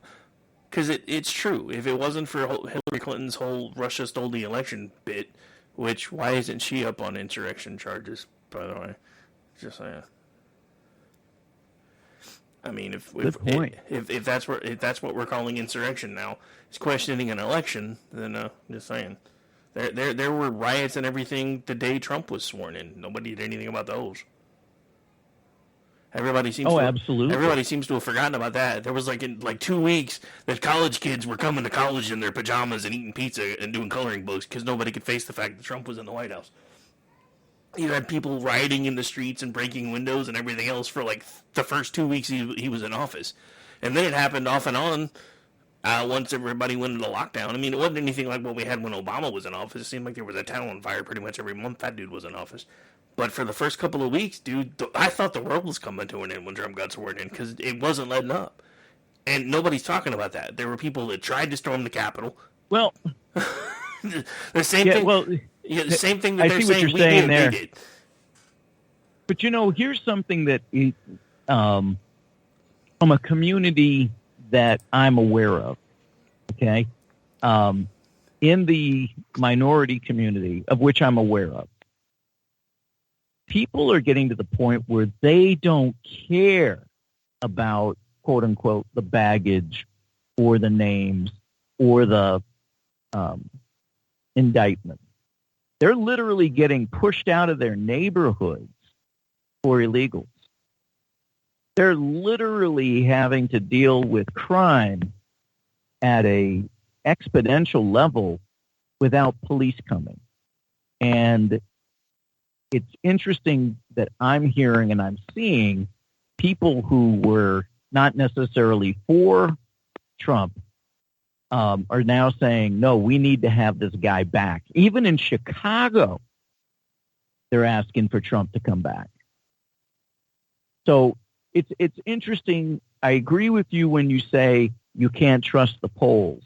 I also can't trust what people say is insurmountable or not insurmountable because I'm listening to people who are having a 180 from where they were and then what they're seeing. Well, and this is just from me kind of trying to do the same thing. The one thing I will say that seems like it's a lot different this time than it was in 2015, 2016. By now, this is when people that I was in groups in that were traveling to places like Pennsylvania and this, that, and the other were like, dude, you can't go anywhere without seeing Trump signs. That's not really happening this time. So I don't know if that's just because, the government's threatened to put anybody who votes for Trump on a watch list, or if it's because he doesn't have the support that he had before.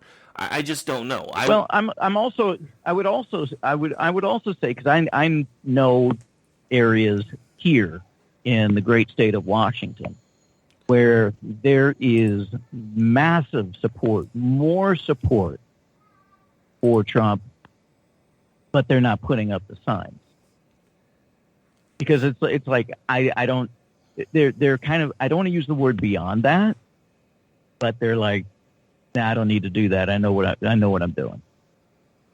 I mean, and like I said, So I'll have a much better idea of where everybody stands once we get a couple of primaries and caucuses out of the way. It's just right now I don't trust anybody's numbers because because you do literally have polls, depending on who's putting them out, that show that Haley's wiping the floor with Biden. You've got polls that say Trump in certain places is wiping the floor with Biden. But when you go into the mechanics of everybody's polls, independents are still largely undecided. Like it or not, independents are who wins the elections. And I don't know if the reason they're undecided is because they truly don't know who they're going to vote for, or if because, up until now they've been largely on the side of the Democrats and they're listening to Joe Biden say that anybody that votes for Trump is a racist and akin to Hitler, that maybe that's why they're keeping their mouth shut. Well, what I want to know is what are we going to do, or what's going to be done to really focus on the cheating, the false ballot? Nothing. Yeah, they're not going to do anything there. I mean, neither party has tried to make that secured. I mean, well, I can't say that. Georgia has taken, and I know this because Stacey lives in Georgia, and she's kept me abreast of all of the things that Georgia has done to try to fix their mess, because they admit that there was a mess down there. But the problem is there's too many blue states that don't care because the cheating is always going to go their way. Well, what I mean is there's neither party is talking about how we need to make sure that the states have secured elections. And yes, Georgia's doing it. Florida did it after 2000 and the hanging Chad problems. But you're not going to see it. In fact, I read an article, and I forget where it was, it talked about, you can't ask for an ID for registering to vote now to prove you're a citizen. Yeah, because it's against federal law. But unless you look like you're at least 45, they're going to card you for cigarettes and alcohol. Makes sense to me. Yeah, it's just. Hey, there's the answer. What you need to do is have cigarettes and alcohol at the voting location. Now, maybe not big alcohol. Maybe like the ones that give you on the airplane, the little ones. All right. But because here's the thing, though. Because in my state, if they did, in my state, liquor stores are closed on election day, so that would be frowned upon. But then again, I live in the buckle of the Bible Belt. But if that were allowed, what would wind up happening is one of the parties would be like, vote for us and you get a fifth, not the airplane bottle. And they wrote out, woohoo! No, I'm voting for that. They would just figure out a way to work that into somebody's advantage one way or the other. And to me, that's just as bad. But I mean, I do want this stuff fixed. I mean, we talked about it before. I was on the air live during the election of 2020. When I saw something and heard something that I had never heard before. All of a sudden, city after city after city, just around midnight Eastern time, started popping up and saying, hey, we've got a water leak, or hey, we've got this, so we're going to stop counting for now. And then I woke up the next day, and Trump, when I went to sleep, Trump was really, really far ahead. When I woke up, Trump had lost. And I'm like, wait a minute, I thought they were not even going to start counting again until this morning. How do we know Biden won? And he lost in states that were like, why did they go blue? Yeah, the thing about it is, and this is the thing that I keep trying to point out to everybody. If you go to 538.com, which by no stretch of the imagination is run by a conservative, they have the data. They have graphs that show from like 2 a.m. Eastern Time until about 4 or 5 a.m. Eastern Time, there is a straight-up climb for Biden that if you look at it from left to right, looks like a cliff. If you look at it from right to left, it's a wall where it just shoots up to just over the number that he needs in key cities in swing states within that 2 to 3 hour span. And it's 100% of the votes. That is statistically impossible. It's not just improbable. It's statistically impossible. But that's the thing. Nobody's been talking about it. And the only thing that pisses me off more than anything is this fact that it hasn't really been addressed, except for in one state, And since he was in charge of the whole thing in 2020, how does he suspect he's going to be able to beat the cheat this time? Because he didn't beat it when he should have had people on top of it before. It's not like we don't know cheating is a feature, not a bug. Anybody in conservative movements has been talking about that for as long as I've been alive. Cheating in our elections is a feature, not a bug. It's time that we face it and fix it. And nobody wants to, because the people that are in charge don't care. Well, I mean, I think that's not a true statement, because I think they have taken it to the courts. But I think that Soros has done a good job of buying off the judges where they've had the key elections, and had the evidence. And they still find a way through the court system to deny the results and the fact that the election, as far as I'm concerned, the evidence shows. Did we lose her, or is it just me? She just dropped out. I don't know where she went. We've got a place at the table for her. She'll be back. I'm here. Yeah, you cut out right as you were saying the election as far as you're concerned. She was about to use bad language. That's why. No, that's what it was. No, I just don't feel like that we have been able to get a fair trial because the court system has been bought off by the George Soros judges, and the evidence is there. But I just don't feel like we've been able to show that the election was stolen. No, I mean, I get what you're saying, but I mean, my issue is we have to be able to find a way to present this in a way that everyone can understand, because this is where our issues are falling short.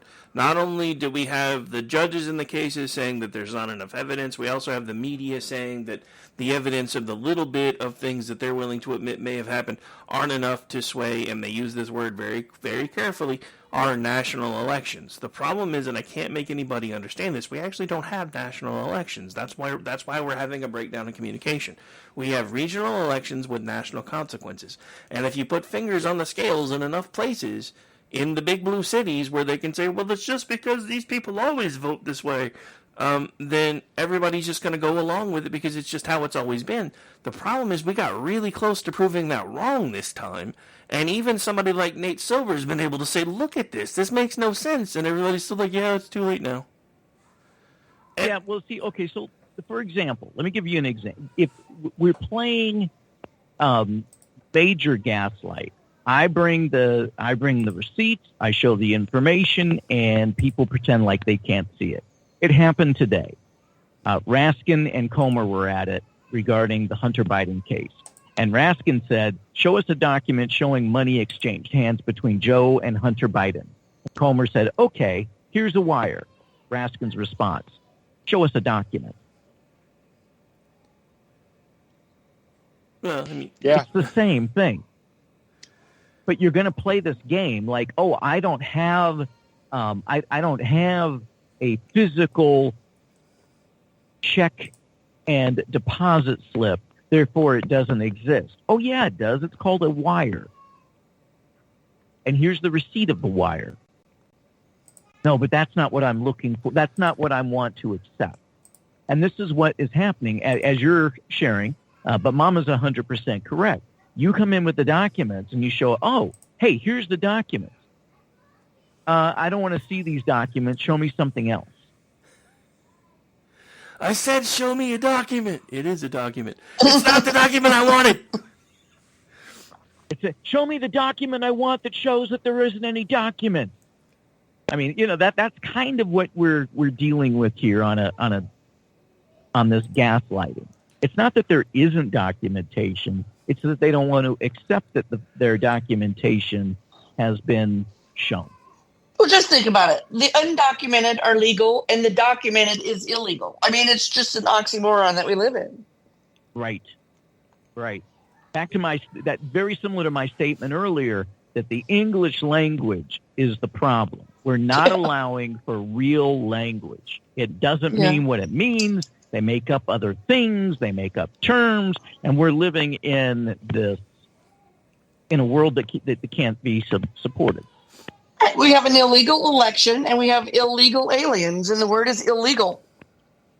Right, and we're going to give illegal opportunity. I posted this the other day, is that it's astounding to me that in majority minority neighborhoods in New York, they're moving illegal aliens into the schools, and they're going to have the kids study remotely. They can't go to school because the school is housing illegal aliens.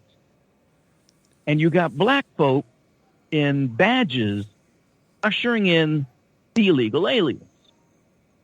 And to me, I think it would be absolutely flippin' hysterical if Medgar Evers, Martin Luther King, Malcolm X, name your person, was alive today.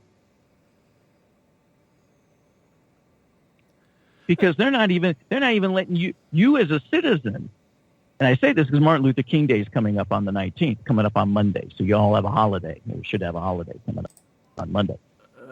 Mondays. You're having a federal holiday for someone who championed rights for minorities, but the minorities are not being able to go to the school that the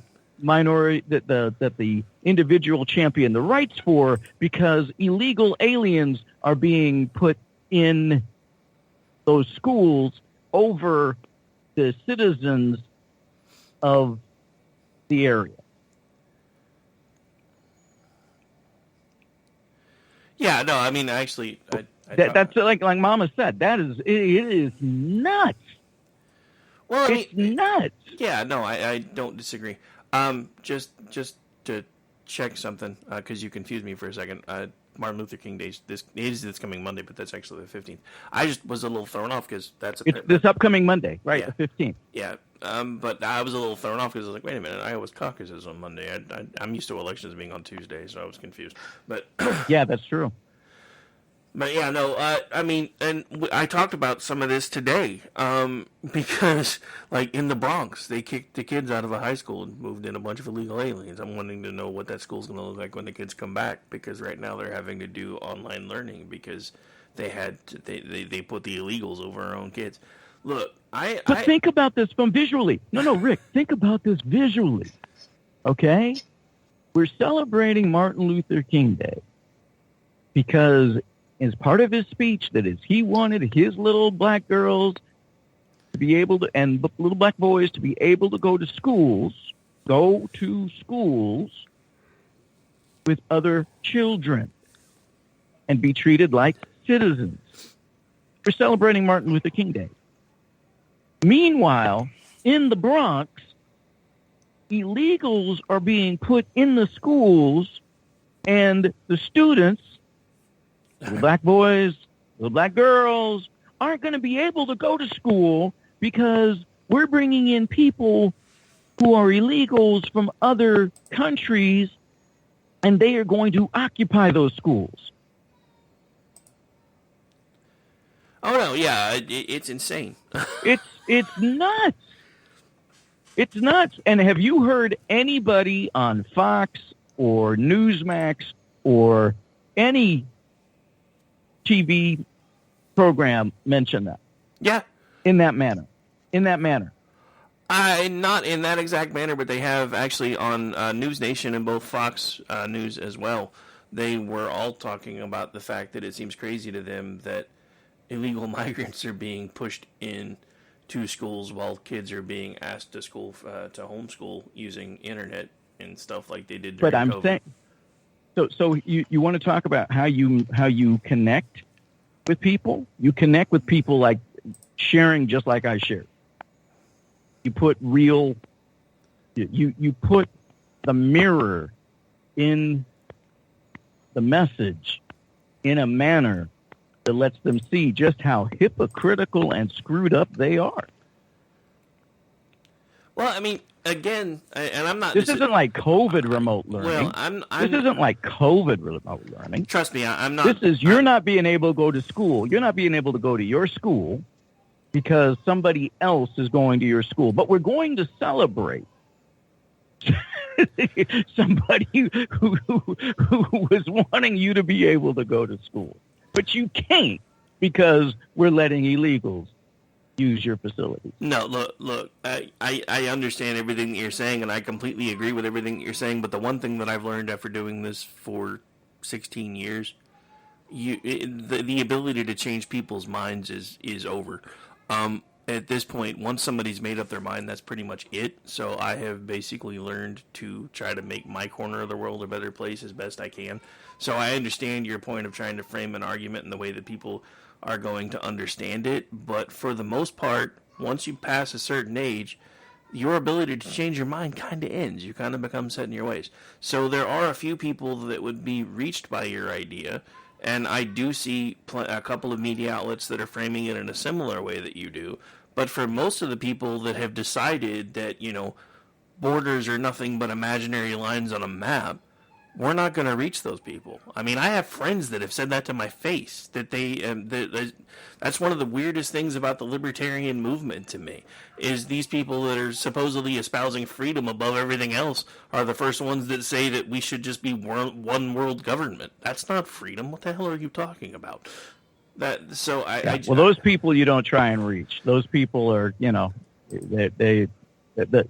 Jesus said, "You let the dead bury the dead." But try and help the people you can help. Well, yeah, and that's honestly why, at this point, pretty much what I try to do for the most part is try to make my corner of the world as best a place as I can, because at least I know I can influence the people that are at least around me a little bit better than I can complete strangers, because that's getting harder and harder. But I don't know. I mean, like I said, I've already told everybody I have no say in the primary because I can't vote in my state in the primary anyway, and it wouldn't matter even if I did try to vote for somebody besides Trump, because the numbers aren't there in my state. In both of the recent elections he was in, all 77 counties went for Trump.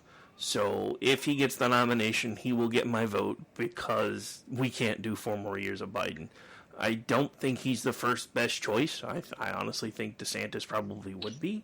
But that's not my call. I don't even have a way to weigh in on it, because I've done that on purpose, because if I'm going to be the one talking about these people, I don't feel like I should have a say in this part of it. And that's why I've never changed my my party affiliation back, because then I feel like I'm trying to sway people how I would vote, and that's not what I'm trying to do, because I don't have any say anyway. And Ricky, I'm going to go back to your point where you said, why are there no Trump signs out? And I think you made your point, is that because people have already made their mind up, and they think to themselves, I'm not going to convince my neighbor who's 50 years old, to vote for Trump because I'm going to stick a Trump sign in my front yard. I think that's why you don't see any Trump bumper stickers or people's bumper stickers. People have already made their minds up, just like you said, Ricky. Well, and you may very well be right. The only reason I'm bringing it up is because that same logic would have been true in 2015, 2016, and yet you couldn't go anywhere without seeing Trump signs and Trump banners and Trump billboards and everything else. Yeah, it is a different election, because you saw it in 2020, you saw it in 2016, but in now I don't see it. And I travel the country, all over the place for work. People are afraid. People are afraid, literally, Andrew. I lost a ton of Trump followers on Twitter because they were terrified of the government coming after them after January 6th. I'm terrified of what the federal government would do if they thought I was a MAGA person. I can understand that, but I just you don't see, but I don't even see the Biden signs, right? I don't see DeSantis signs. I don't see. Well, I don't see. That is a good point. I haven't really seen anybody putting. Well, I can't say that. In Norman, there are tons of Biden signs, but it's a college town, so I'm not really that surprised. But I drove through Iowa. I haven't seen the signs. It's like, okay, there's a campaign going on, but you don't see the primary signs. Well, honestly, I think part of that is also we're getting into the point where we're starting to have campaign fatigue, because it used to be you ran hard for about 18 months and then you cross the finish line and you see who won. Now, as soon as you win, the next campaign starts, and it's just stupid. I mean, and that may be true.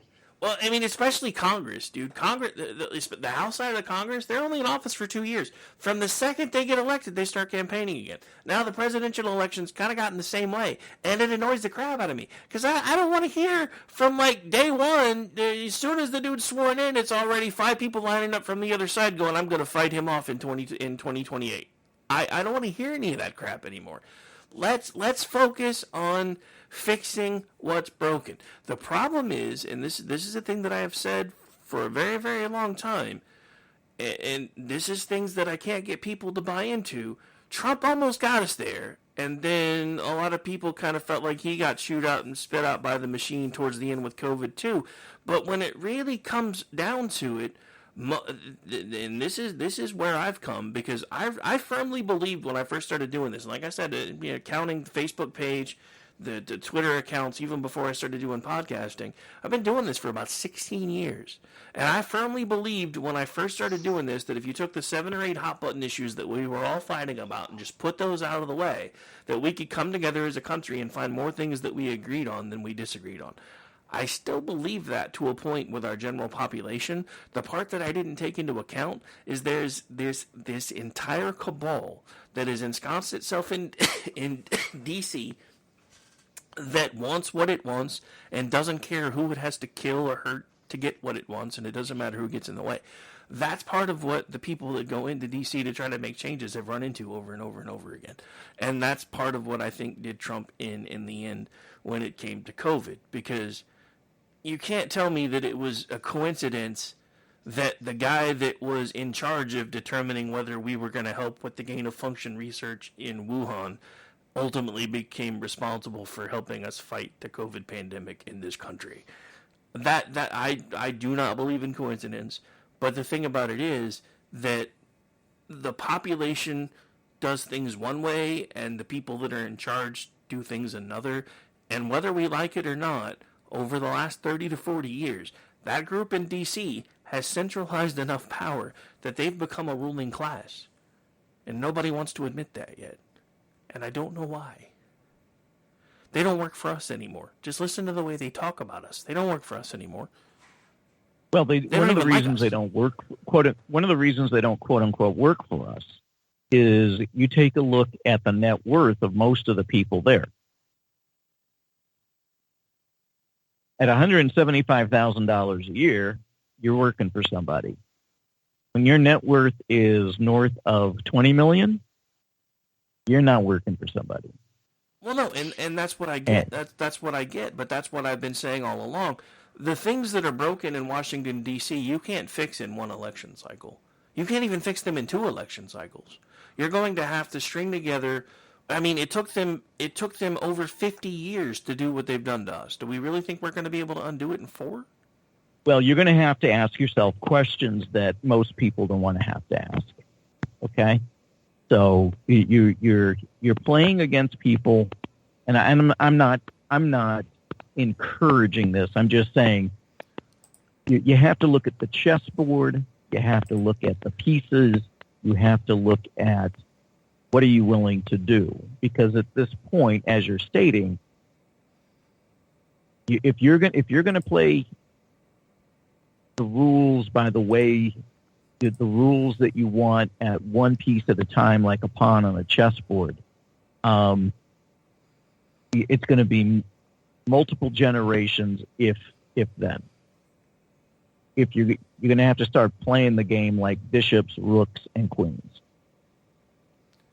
sweeping motions, taking things out, being completely focused on the end result. It's like today, they have the budget, and the Republicans were like, "Oh, we saved $20 billion off the budget." Meanwhile, you've got a $33 trillion deficit. The interest on the increase of what you just placed on there is going to be trillions of dollars. So you're playing a losing game if you're going by the way that most Republicans want to go. They're going to have to. People are going to have to think things through. Yeah, well, and that's the thing. I mean, the other thing that scares me about our future, if I'm being honest, is I have seen an alarming number of things lately that terrify me. Like, again, I'm hoping they're wrong because I don't trust polls. But one of the things that I've seen coming out a lot lately is a lot of people under 30 think communism is better than capitalism, apparently, and they also think the world would be a much better place if the USSR still existed.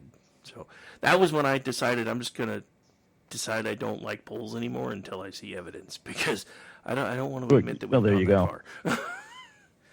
That's what's coming out of our universities, Ricky. I mean, why does that surprise you? Well, I mean, that's the other thing, is I wanted to believe it wasn't true until I saw people espousing genocide against Jews and then claiming it was the Jews trying to genocide the other people. I'm like, no, that's not how any of this works.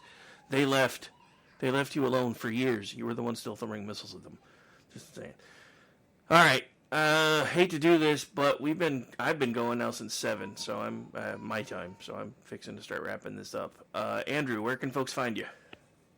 Well, they can find me over on Twitter at Nuke MM1 Retired. And here, whenever we decide to have some debates, and Rick invites me on. And also at the end of every month on Wednesday with Toxic Masculinity with Aggie, Rick, Orty, G when he's available.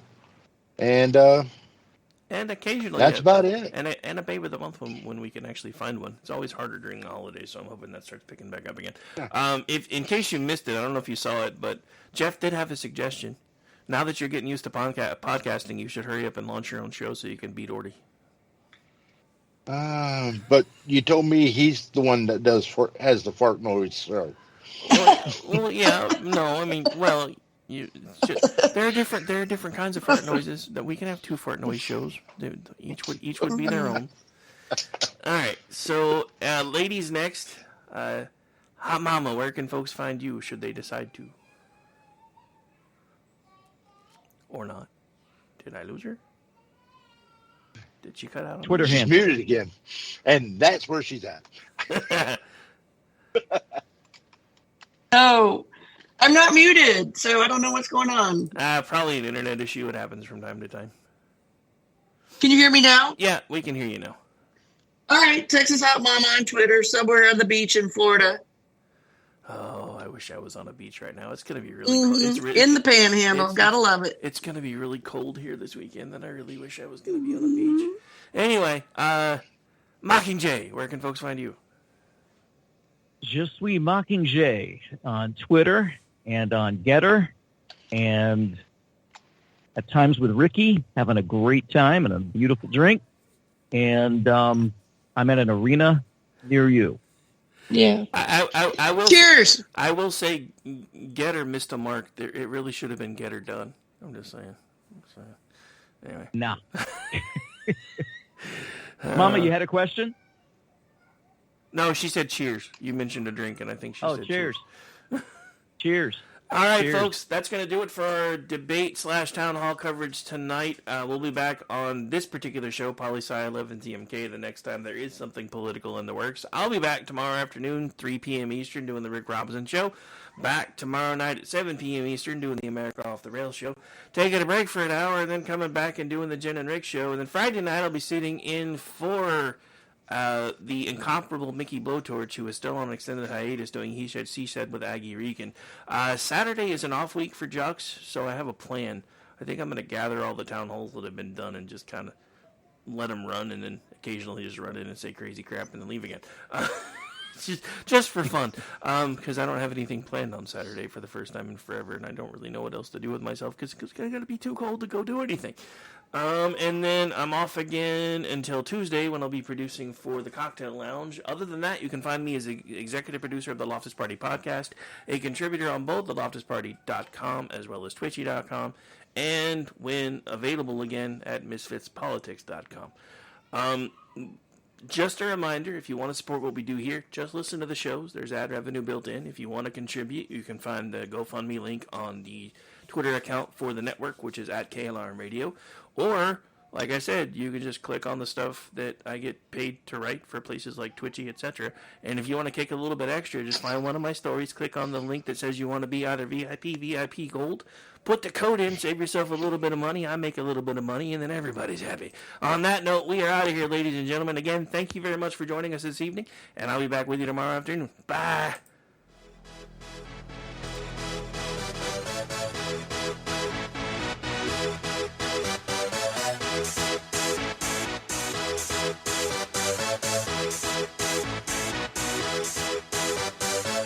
Y'all ready for this?